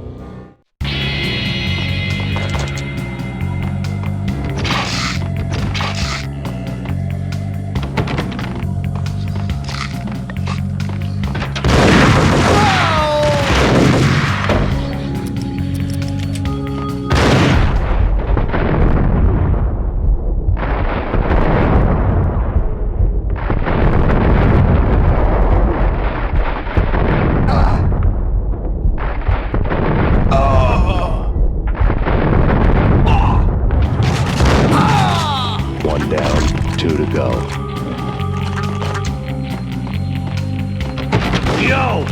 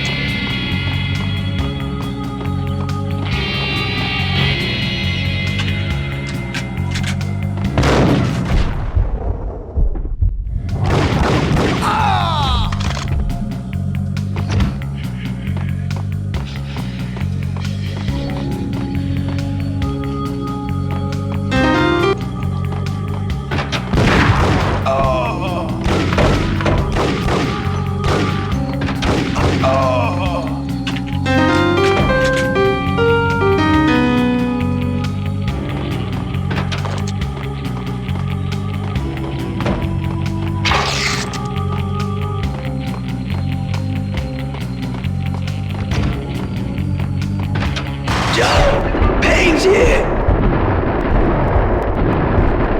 Take care of him. I want him dead.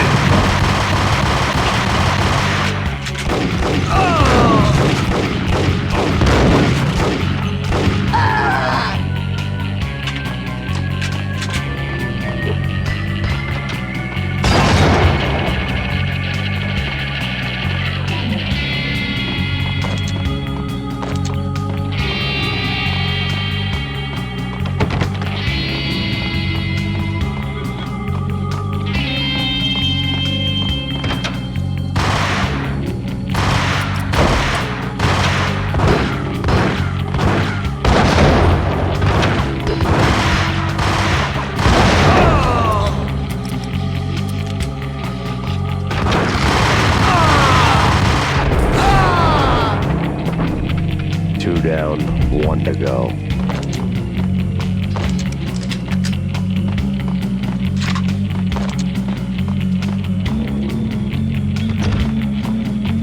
Max Payne.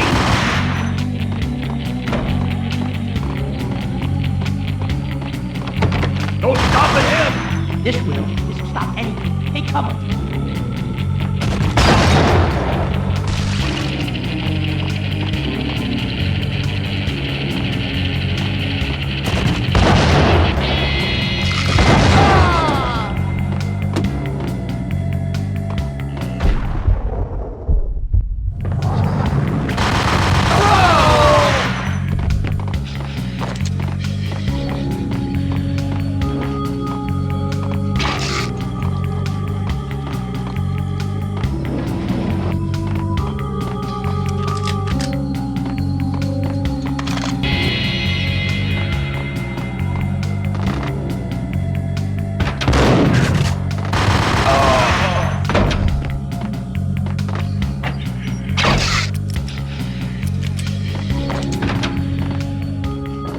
It was too late for her. You're a real angel, Max. I couldn't tell whether it was Mona or her sister. The body was a mess. The sick bastard had really gotten a kick out of it. Seeing her lying there got me thinking about another woman's body on another bed. Got me thinking about a fallen cradle.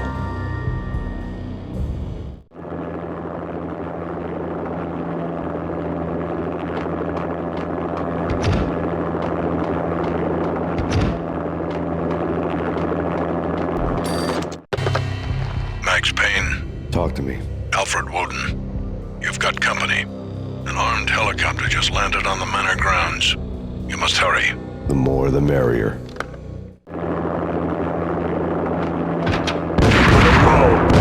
Vince Mugliano.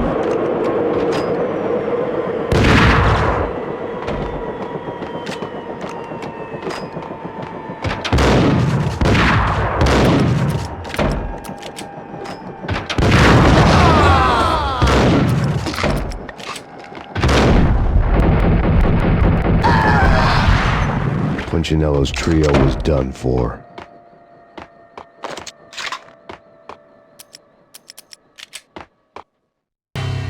Outside my door. Hurry. He's coming for me. You gotta hurry. Please. I could hear Punchinello on the phone begging for help. He should have been saying his goodbyes.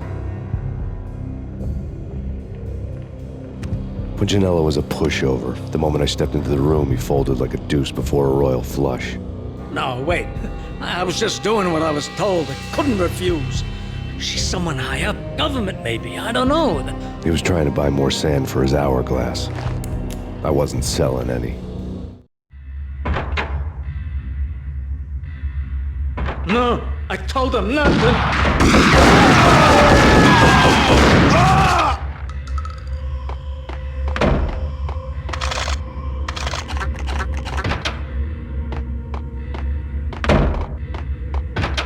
Drop it. Don't move. Game over, Max Payne. I could tell when I was outgunned. It was time to take another beating. The mystery witch was a real barracuda. Trouble on dagger heels, a smoking assault rifle in her hand, and an army of killer suits behind her. How sweet. I get to kill two birds with one stone. Sooner or later, it was going to catch up with you. Mr. Payne, it's time to show you the benefits of my brew. Be a good boy now. You'd find that Lady Luck was really a hooker. You were fresh out of cash. Gentlemen, we're done here. Take me to Cold Steel. She had just given me an OD of Valkyr. I could feel green fire eating my brains. They turned to steam. They did a fade on me. I'd never had a chance. The witch had got me just as sure as if she put a gun to my head and pulled the trigger. The shadows rushed me, bruised mugshot faces hungry for revenge. They knew my weak spots and closed in for the kill. The floor turned into a vortex of green blood. I fell. The flesh of fallen angels.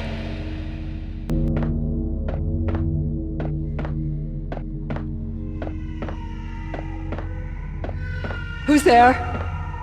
Max? Max, is that you?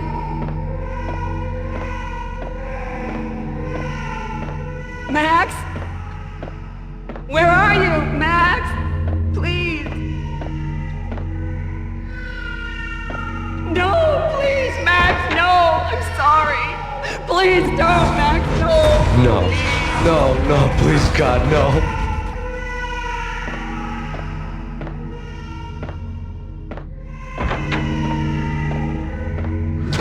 Max? Where are you, Max? Please. The letter was staring at me. There was something disturbingly familiar about the letter before me. The handwriting was all pretty curves. You're in a graphic novel.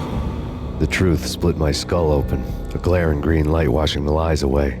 All of my past was just fragmented still shots, words hanging in the air like balloons. I was in a graphic novel. Funny as hell. It was the most horrible thing I could think of.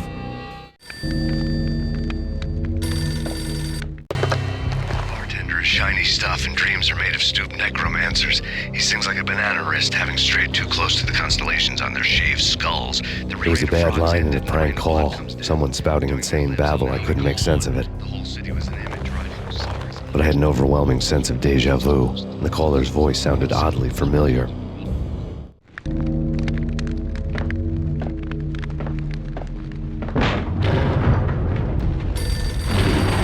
The weird piece of paper looked dangerous. There was something disturbingly familiar about the letter before me. The handwriting was all pretty curves. You're in a computer game, Max. The truth was a burning green crack through my brain, weapon statistics hanging in the air, glimpsed out of the corner of my eye, endless repetition of the act of shooting, time slowing down to show off my moves, the paranoid feel of someone controlling my every step. I was in a computer game. Funny as hell, it was the most horrible thing I could think of. Don't lose it. It's Valk here. The drug. Snap out of it. Try to remember. It was a bad line in a prank call, someone spouting insane babble. I couldn't make sense of it. But I had an overwhelming sense of deja vu, and the caller's voice sounded oddly familiar.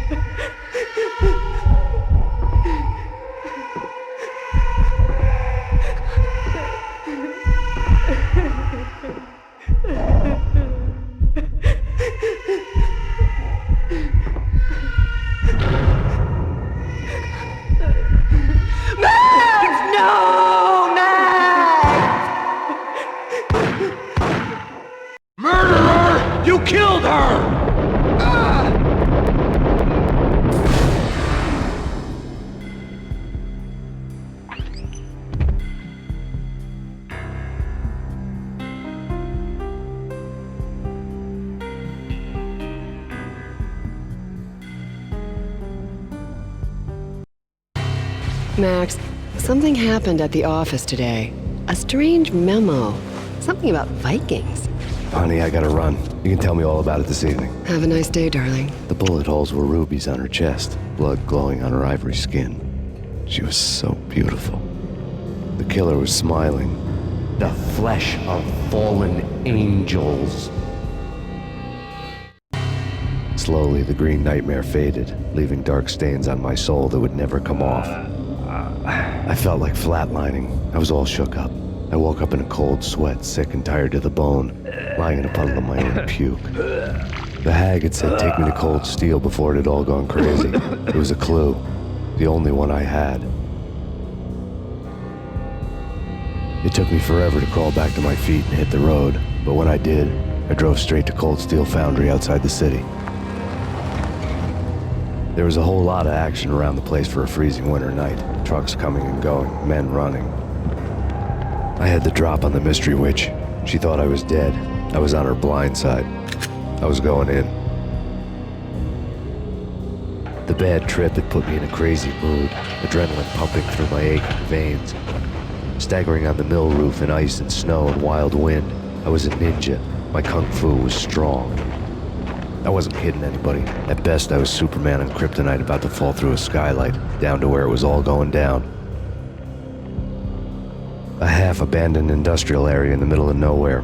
The factory was a perfect front for any number of illegal activities.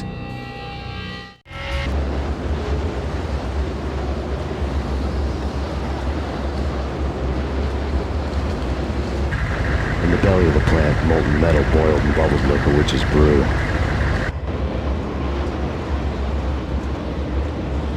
Damage assessment. Yes, assessment, that's that.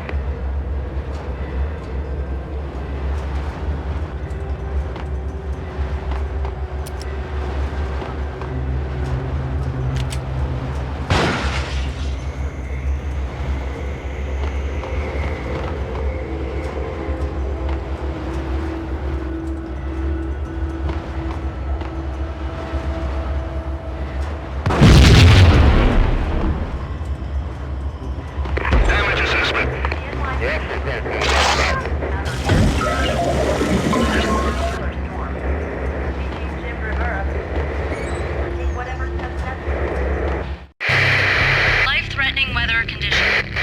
A record-breaking killer storm. In the city's history, vehicles stuck in snow. Heavy snowfall. Forecast shows severe weather is expected to continue. Out in the night, snow fell like confetti over the Devil's Parade. The storm was anything but over.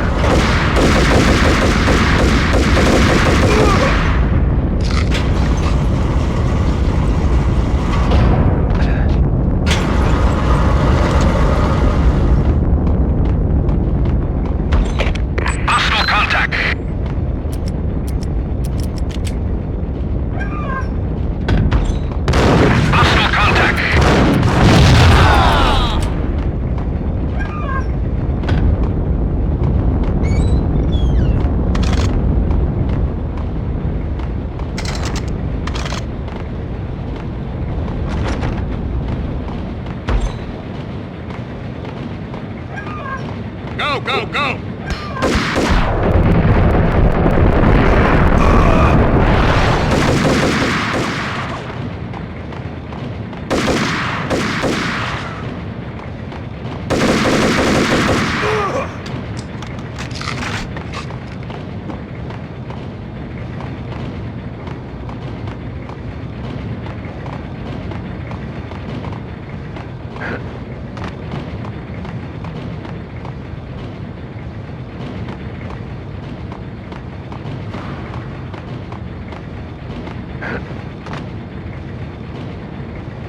In pursuit of the intruders.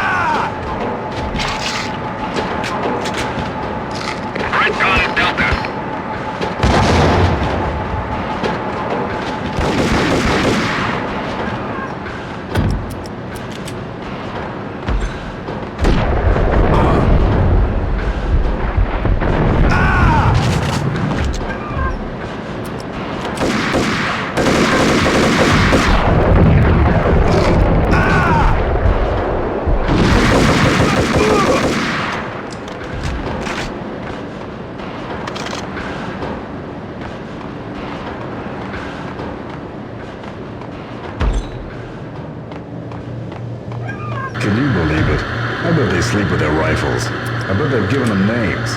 I guess. Now moving to... In pursuit of the intruder.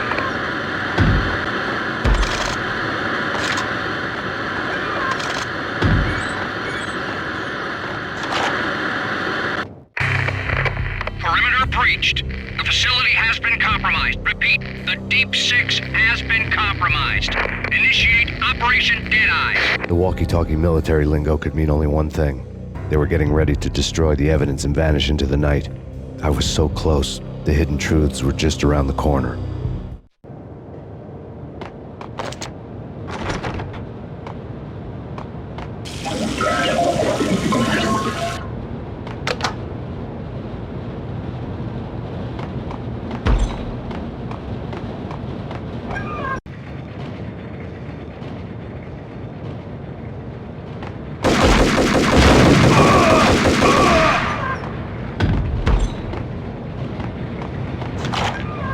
The folder on the table told a grim tale.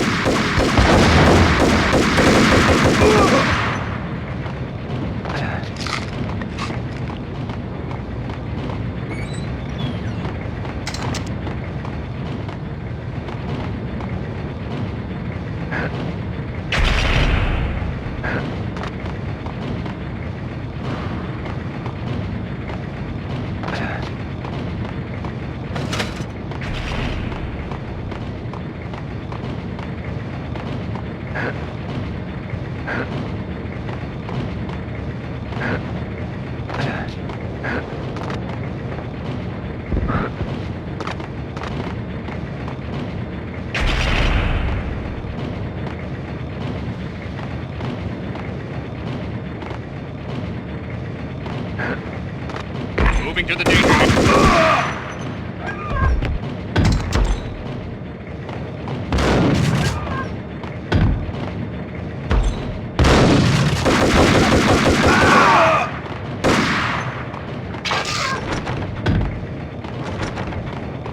The monitor filtered away.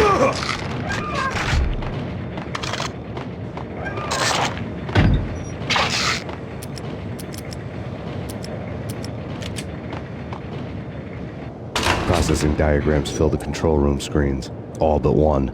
An elevator titled D6 on one of the screens. Somewhere onwards, past rows of ovens in the core of the plant.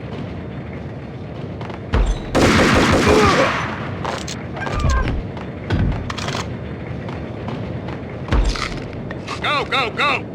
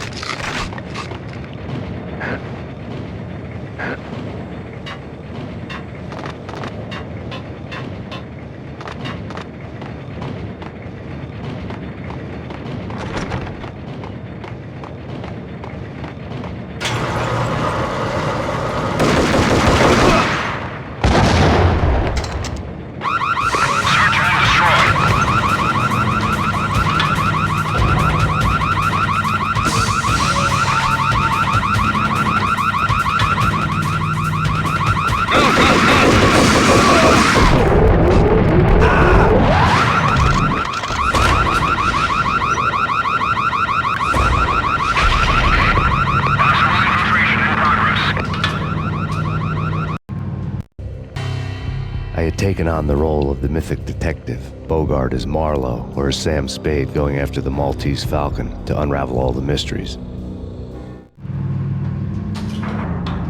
Following a path of clues to that final revelation, even if it would take me down to the cold, cavernous depths of a grave. You can't do this! My men are still inside! Do you have any idea why this is called Operation Dead Eyes?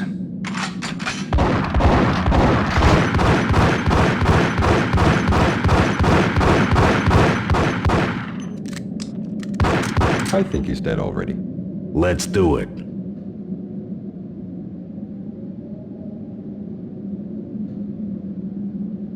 Attention all personnel.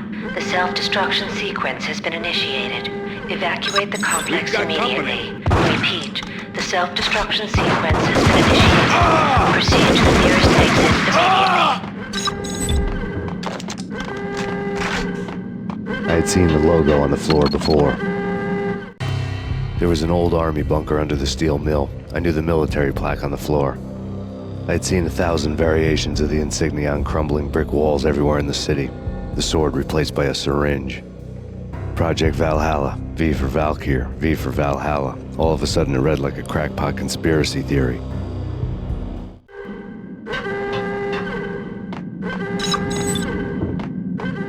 Abort! Abort! The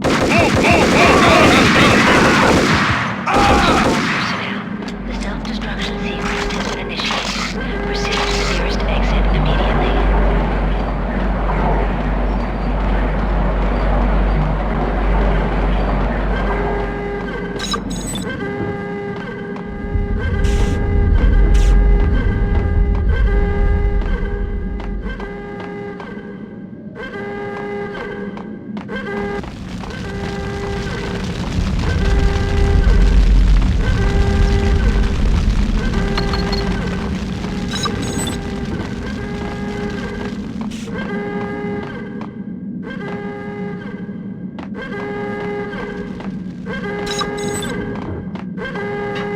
Decontamination in progress. The half-life of the lab rat had ended online, his password blinking on the screen. 665, the neighbor of the beast.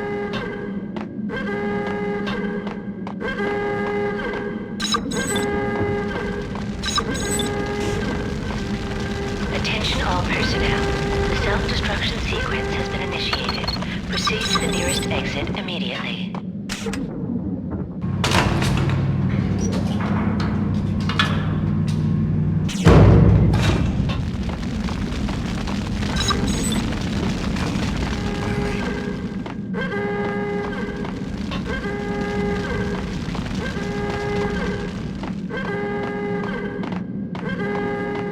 Hey! In here! Hey! Get me out of here! I'm innocent! There!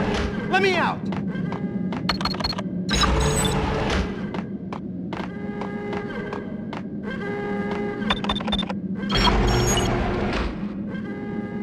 Thanks! I thought I was gonna die in there for sure. I need you to get me through the decontamination chamber airlock. You're crazy! No way! The place is blowing up, for Christ's sakes! Either that or back to the cell. Your choice. Okay, I'll do it! I'll do it!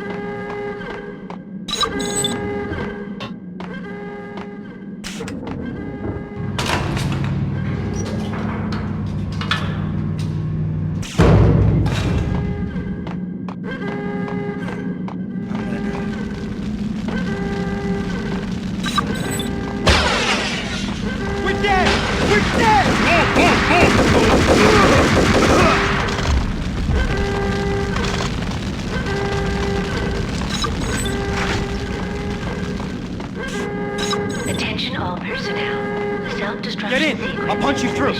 this, you can go. You're a free man. Decontamination.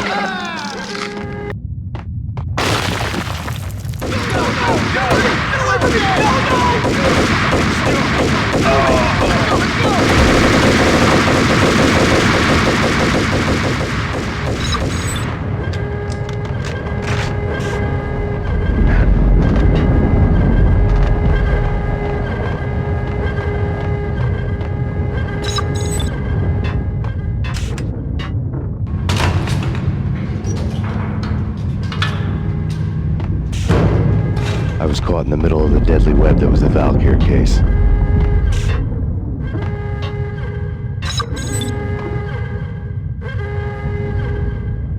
Attention all personnel. The self-destruction sequence has been initiated. Proceed to the nearest exit.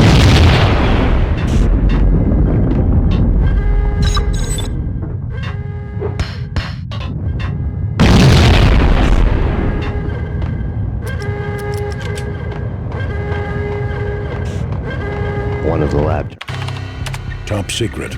Project Valhalla. U.S. Army. Yggdrasil Network. Valhalla. The otherworldly place in Norse mythology where the bravest heroes spent their afterlife feasting and fighting forever, their wounds miraculously healed night after night. Valkyr. The maidens who chose the most courageous Viking warriors and carried them to Valhalla.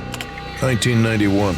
The research objective is to create a chemical substance to enhance the stamina and morale of infantry troops. 1995. Results unsatisfactory. Project canceled. Someone had decided to continue the sick experiment unauthorized. Project compromised. Data leak. Fix the damage by any means necessary. Security clearance red. Authorized by the project lead. Field test. Double the dosage for all the remaining test subjects. Observe and record the subject's behavior in an urban setting. The drop-off point was my old address in New Jersey. The file dated 3 years ago. Just when you thought you had reached the deepest depths of horror, it suddenly got worse. How to turn off that small voice inside your head that started to whisper that you should be glad that now, if not before, your revenge was justifiable on any conceivable moral scale. That small voice proved, beyond any doubt, that I was damned. Criminals had the project logo on the screen. The dagger-heeled woman had come and gone a long time ago. There was nothing more for me here. The bunker's name was acting as a self-fulfilling prophecy.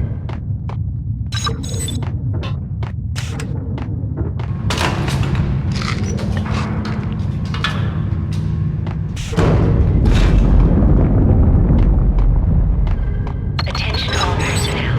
The self-destruction sequence has been initiated. Proceed to the nearest exit immediately.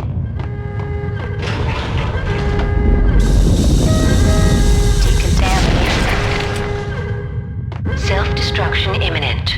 30, 29, 28, 27, 26, 25, 24, 23, 22, 21, 20, 19, 18, 17, 16, 15, 14, 13, 12, 11, 10, 9, 8, 7, 6, 5, 4, 3, 2, attention all personnel. Commence. The self-destruction sequence has been initiated. Proceed to the nearest exit immediately.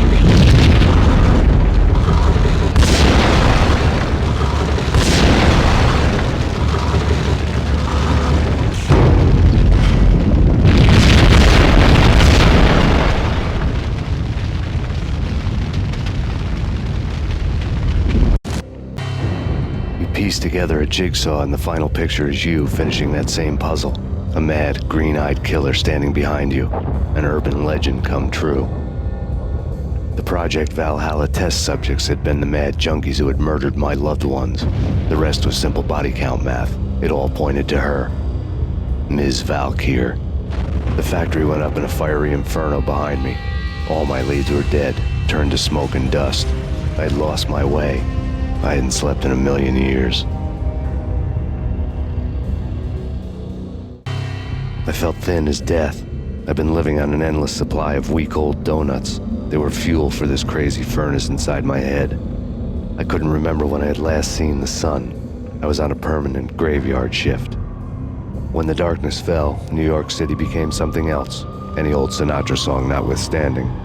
Bad things happened in the night, on the streets of that other city, Noir, York City.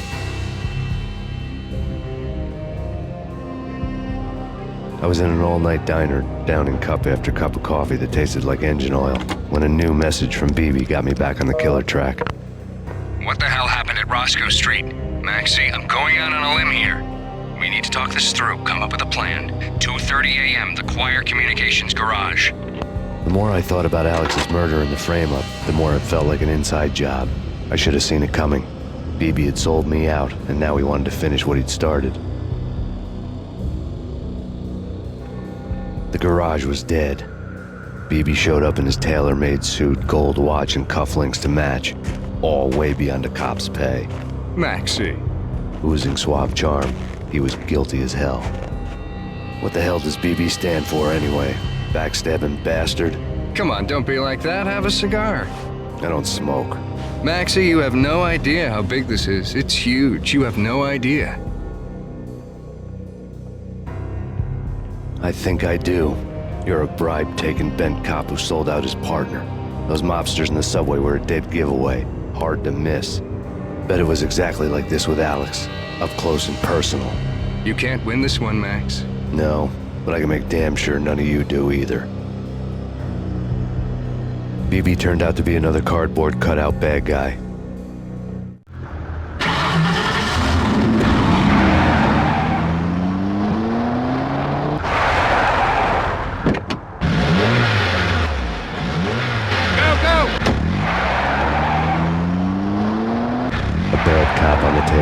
A cowardly right-hand man fleeing from the scene, leaving his paid thugs to do his dirty work.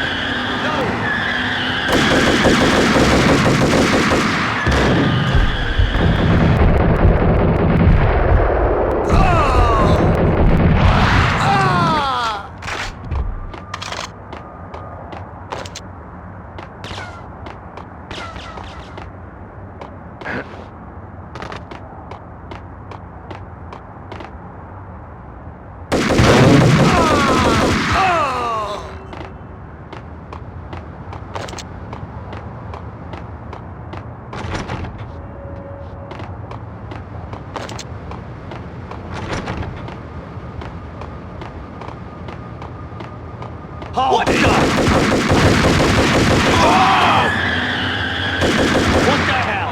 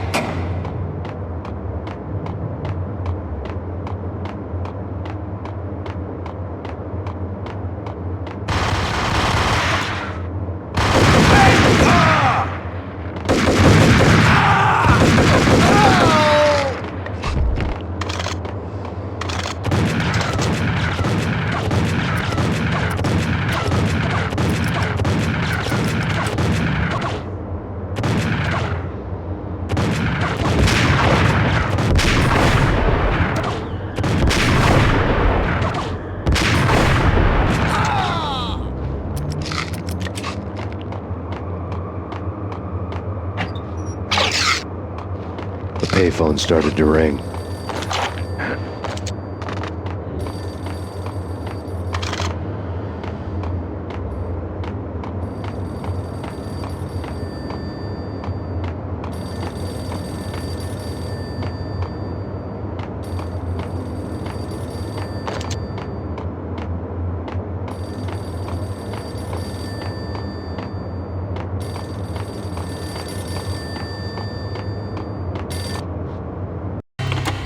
Yeah. Max Payne? Whatever does it for you. This is Alfred Woden. I can give you the name of your enemy. Come to the Asgard building presently. We are expecting you. Woden was waiting for me on the steps of the old building. Mr. Payne, let's go inside. The others are anxious to begin. The others? Despite the general misconception, this building actually predates the City Hall by 2 years, thus being the oldest municipal building still in use here at the foot of the Brooklyn Bridge. No kidding.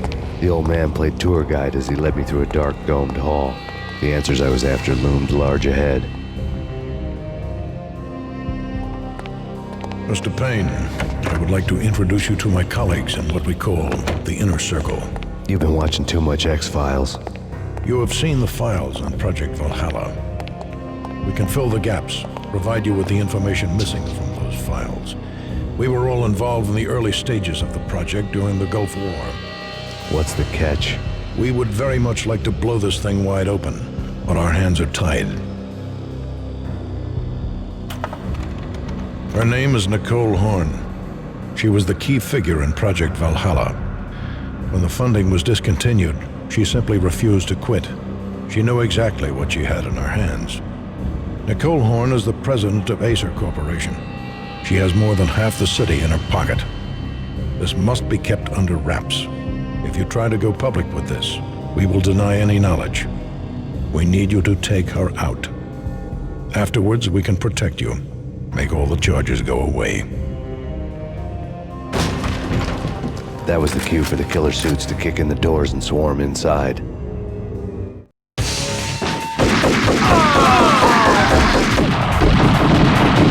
was an impressive floor show, but I decided to leave early anyway. It was only a one-story fall. Lucky me.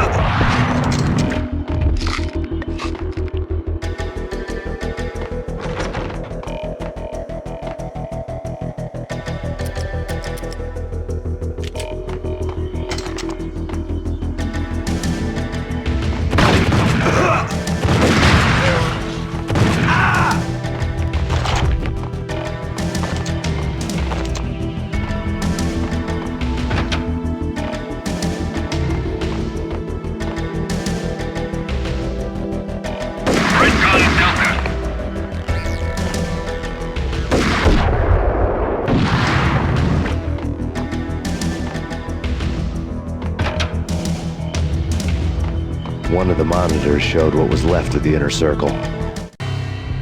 On screen, the so-called corpse of Alfred Woden stood up, miraculously waking from his dirt nap, looking smug among his dead pals. In the land of the blind, the one-eyed man is king. I didn't know how he'd pulled it off, but it was a pretty slick way to get out of all his promises. Most of what he had said fit too well to be a load of crap. Cover me. I'm going in.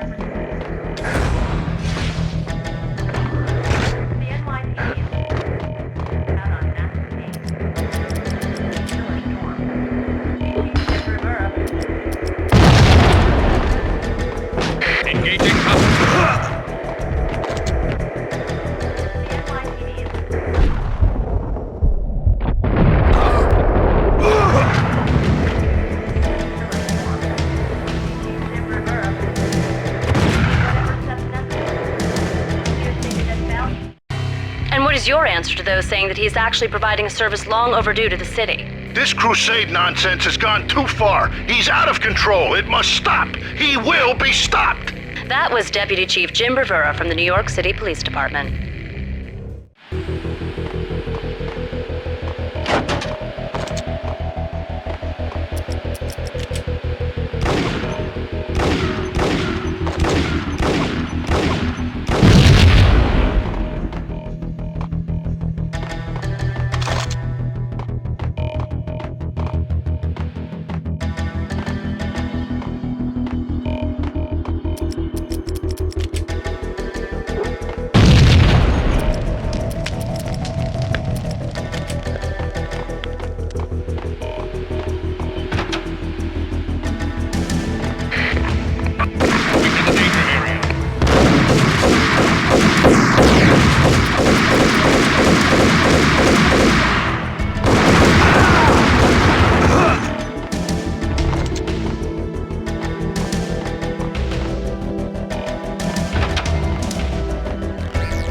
Videotape lay on the desk.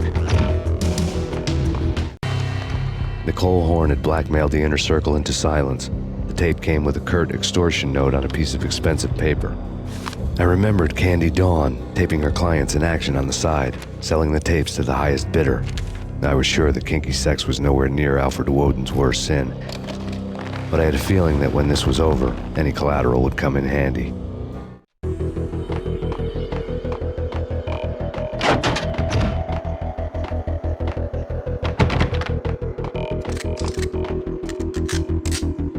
Woden had left me a present. Woden had taken care of my mission preps with military precision. The critical areas in the Acer Corporation headquarters blueprints were circled in red. The president's office was at the top of the building, right below her penthouse suite. The elevators were controlled by a security computer, part of the mainframe located underground below the building. The high-rise was sealed as tight as a sci-fi fortress.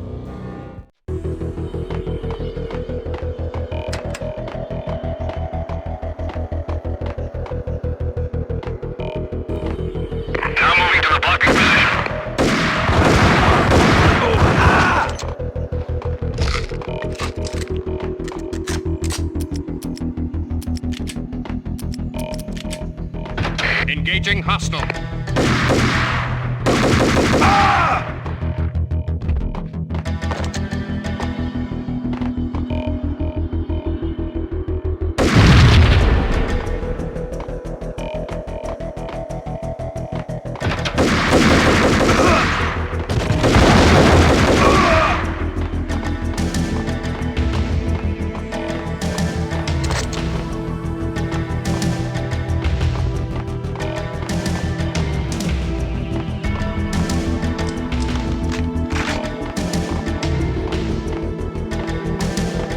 Best movie ending ever? Oh, gotta be Butch Cassidy and the Sundance Kid. A hero's end, going out with guns blazing. I've never heard of this. No? Okay, newer stuff then. The Usual Suspects. With Yo!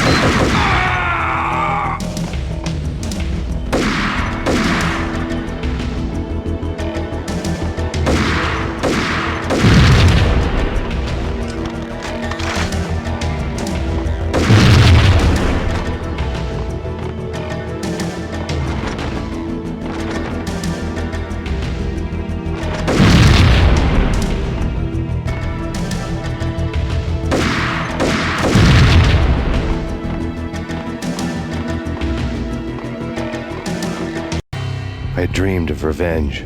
Those dreams were always nightmares, of coming close and then failing. Now I was close. I had a name to guide me, Nicole Horn. I had nothing to lose. The inner circle had quite a track record.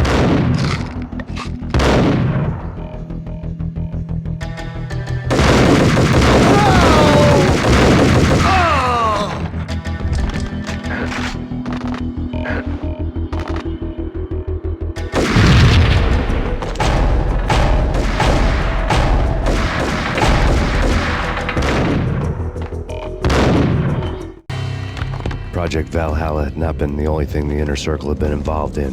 There were rows of cabinets full of files. The Serpentine Secret Society went back a long way, always pulling strings from the shadows. I couldn't say I was sorry. Woden's move in some Byzantine power game had cut the Circle's membership roster to 1. The old man wanted me on cleanup duty. It was my mess, too.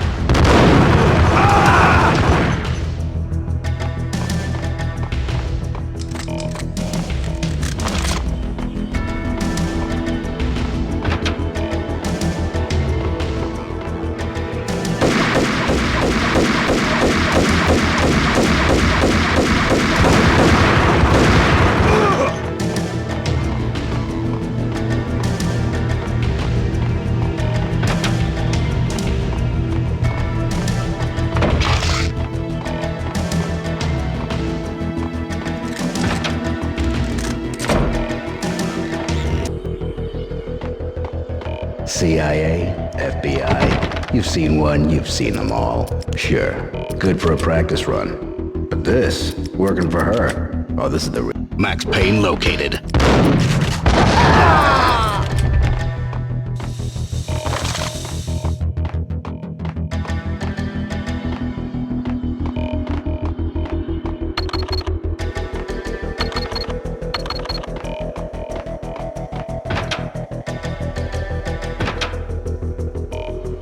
Take him down. Shoot to kill. Let's finish this.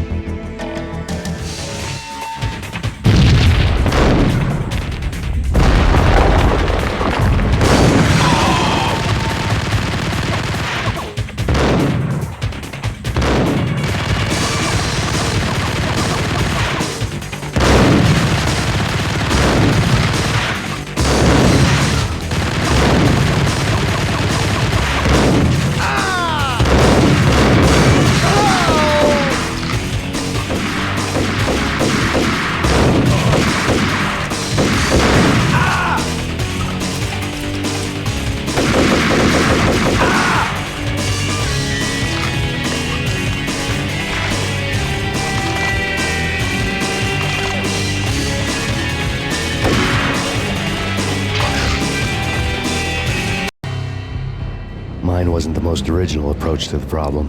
It wasn't as if it hadn't all been done before. An eye for an eye, the first principle of revenge. Old as dirt, still going strong. The cardinal rule in going after someone with an intention to kill was not to make it personal, which it almost always ended up being anyway. It did with me. I took my time, cruising around the city in the snow. There was no hurry. I knew what I had to do now. I took my time, thinking about it, building up the rage. When I was ready, I parked the stolen wheels at the front entrance of the Acer Corporation headquarters. Got out, got in, got cracking. I had a bullet with Nicole Horn's name on it. I had 10,000 bullets with the Hag's name on them. She had ultra-high-tech security systems, enough mercenaries and weaponry to start World War III. There was no fear. New York disappeared behind a veil of snow. I had crossed the threshold. This was her domain, sleek and sexy and soulless, all glass and steel. A place of color-coded security key cards, metal detectors, and surveillance systems.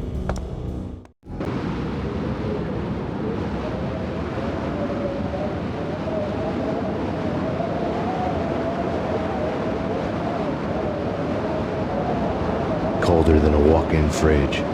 Cold as a gun.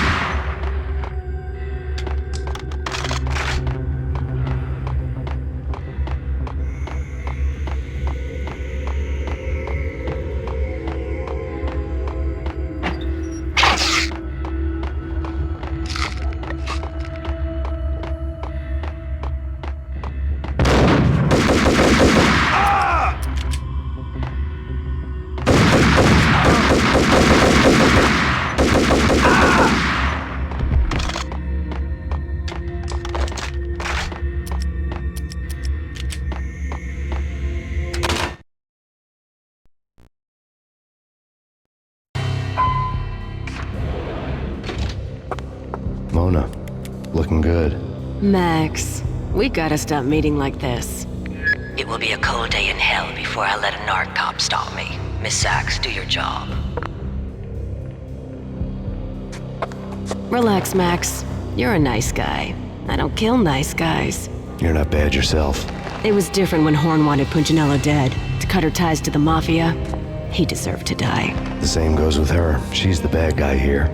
Her sister was whispering to her in my favor. I knew the appetites of ghosts intimately. They hungered for revenge. No! A gunshot boomed and she fell down in slow motion. She was a nice girl, not really a stone-cold killer. And now she was stone-cold dead. Like religious fanatics or loyal samurai, Horn's private army was coming at me. Request assistance. Back up.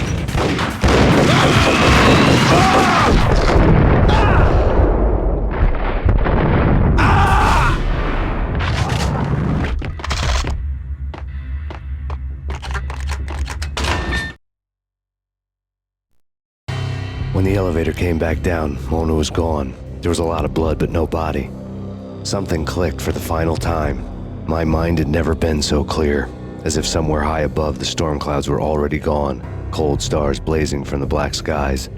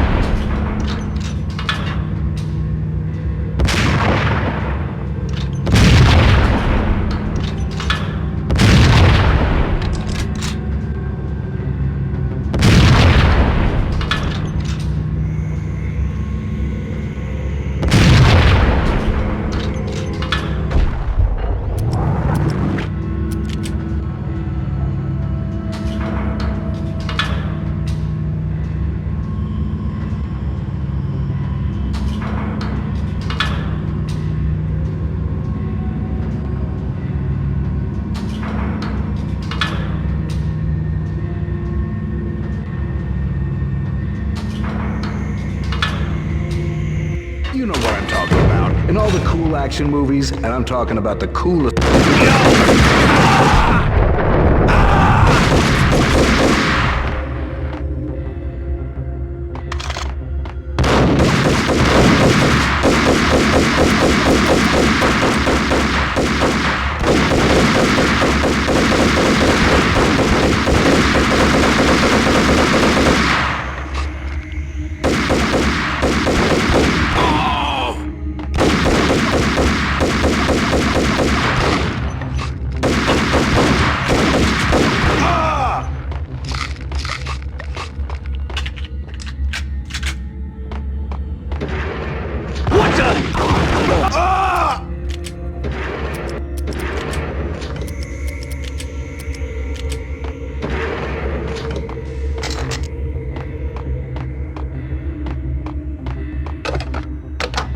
I had elevator access to the mainframe. From there, I'd be able to override the security locks and get through all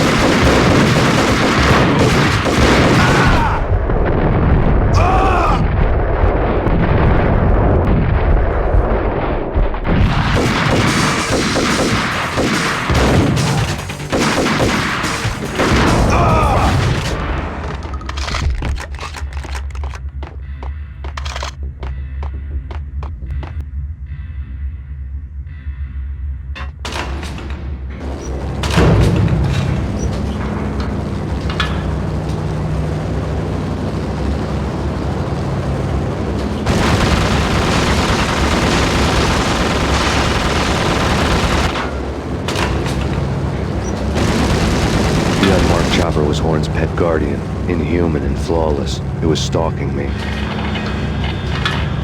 I hate to be stereotyped. I'm not a cold-blooded killer. I'm a nice guy.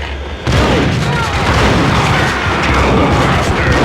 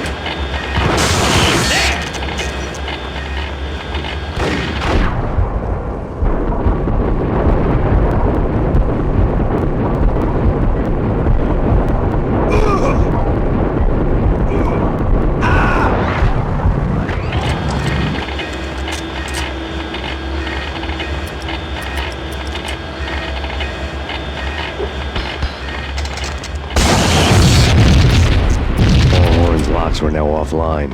All bets were off. The elevator would take me all the way up.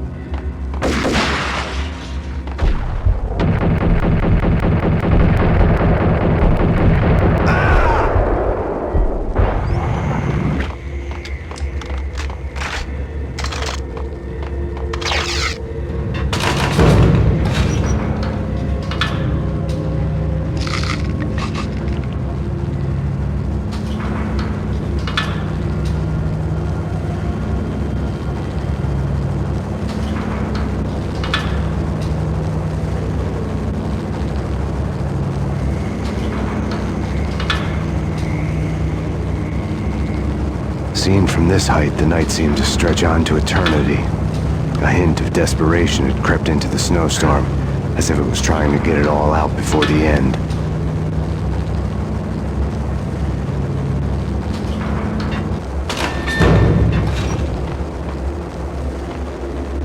Request assistance.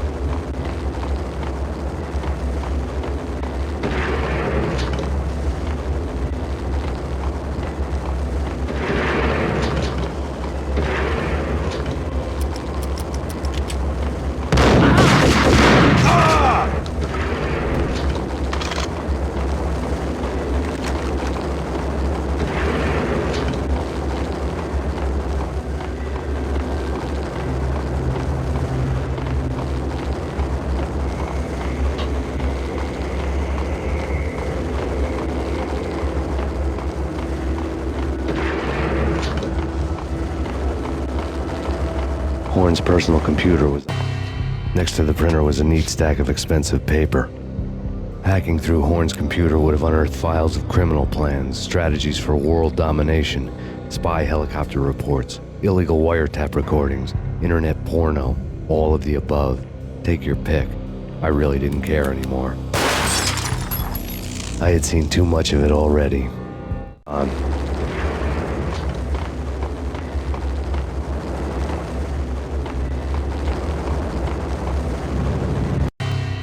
Valkyr had been meant to be a white-winged maiden that would lift you to a warrior's heaven, but it turned out to be a one-way demon ride to hell. The devil was in the drug. I knew. I had met him.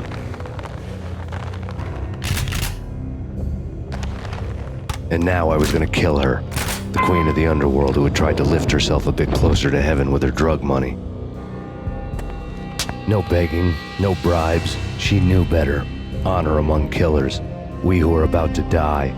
Both of us knew how this would end, in pain and suffering. All this because your wife stuck her nose into things that were none of her business. The cops were coming to take me away. The sirens were like a bad conscience I couldn't shake. It's ridiculous you've made it this far. You won't be alive when they get here. Stop him!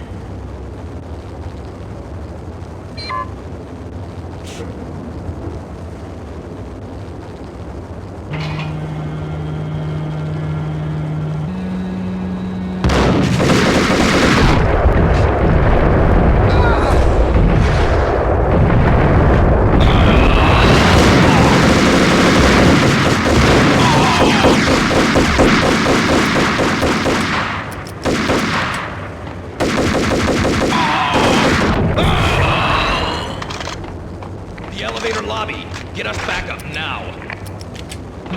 Max Payne, this is futile. A waste of time. The deaths of your wife and daughter were necessary. Inevitable. It is done. You cannot bring them back. Nothing you do will make it any better.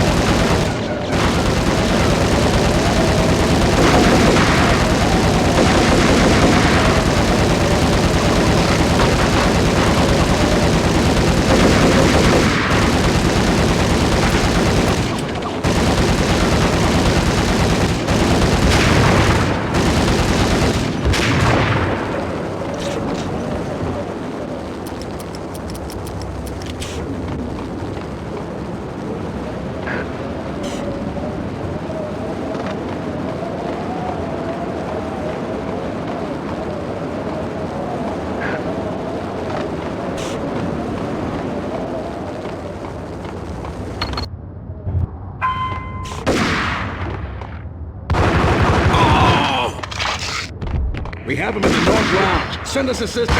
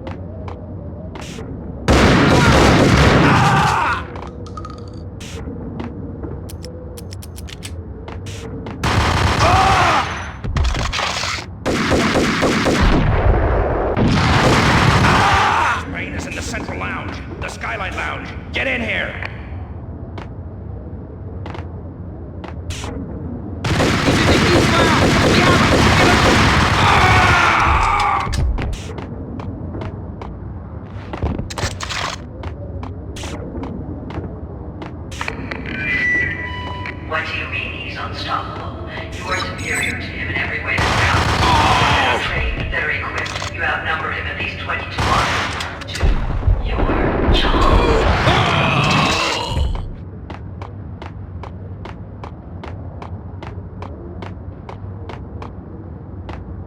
Not a step further. End it here. Any means necessary.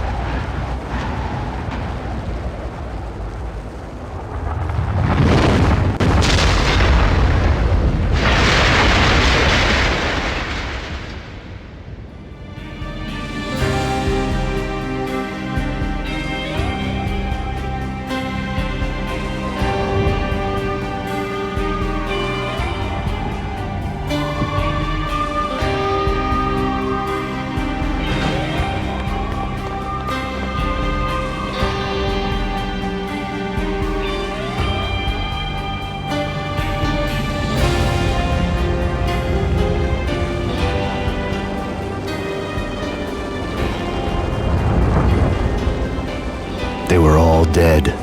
The final gunshot was an exclamation mark to everything that had led to this point. I released my finger from the trigger. And then it was all over. The storm seemed to lose its frenzy. The ragged clouds gave way to the stars above.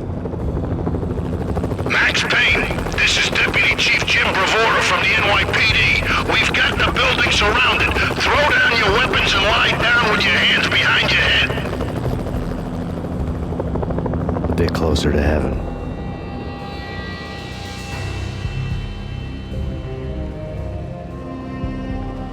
The cops' voices were distant and muted. Freeze! NYPD! Hold it right there! My ghosts released me from their haunting. Down below, New York City glittered like diamonds on black velvet. You gave us one hell of a ride. Take him down to Central Booking. You heard the man. Woden was there in the crowd, standing by the sidelines. It wouldn't be over till the man with the patch would say so. He'd say the right words. I knew he would. He'd better. Woden grinned smugly. It was the grin of a winner. That made two of us.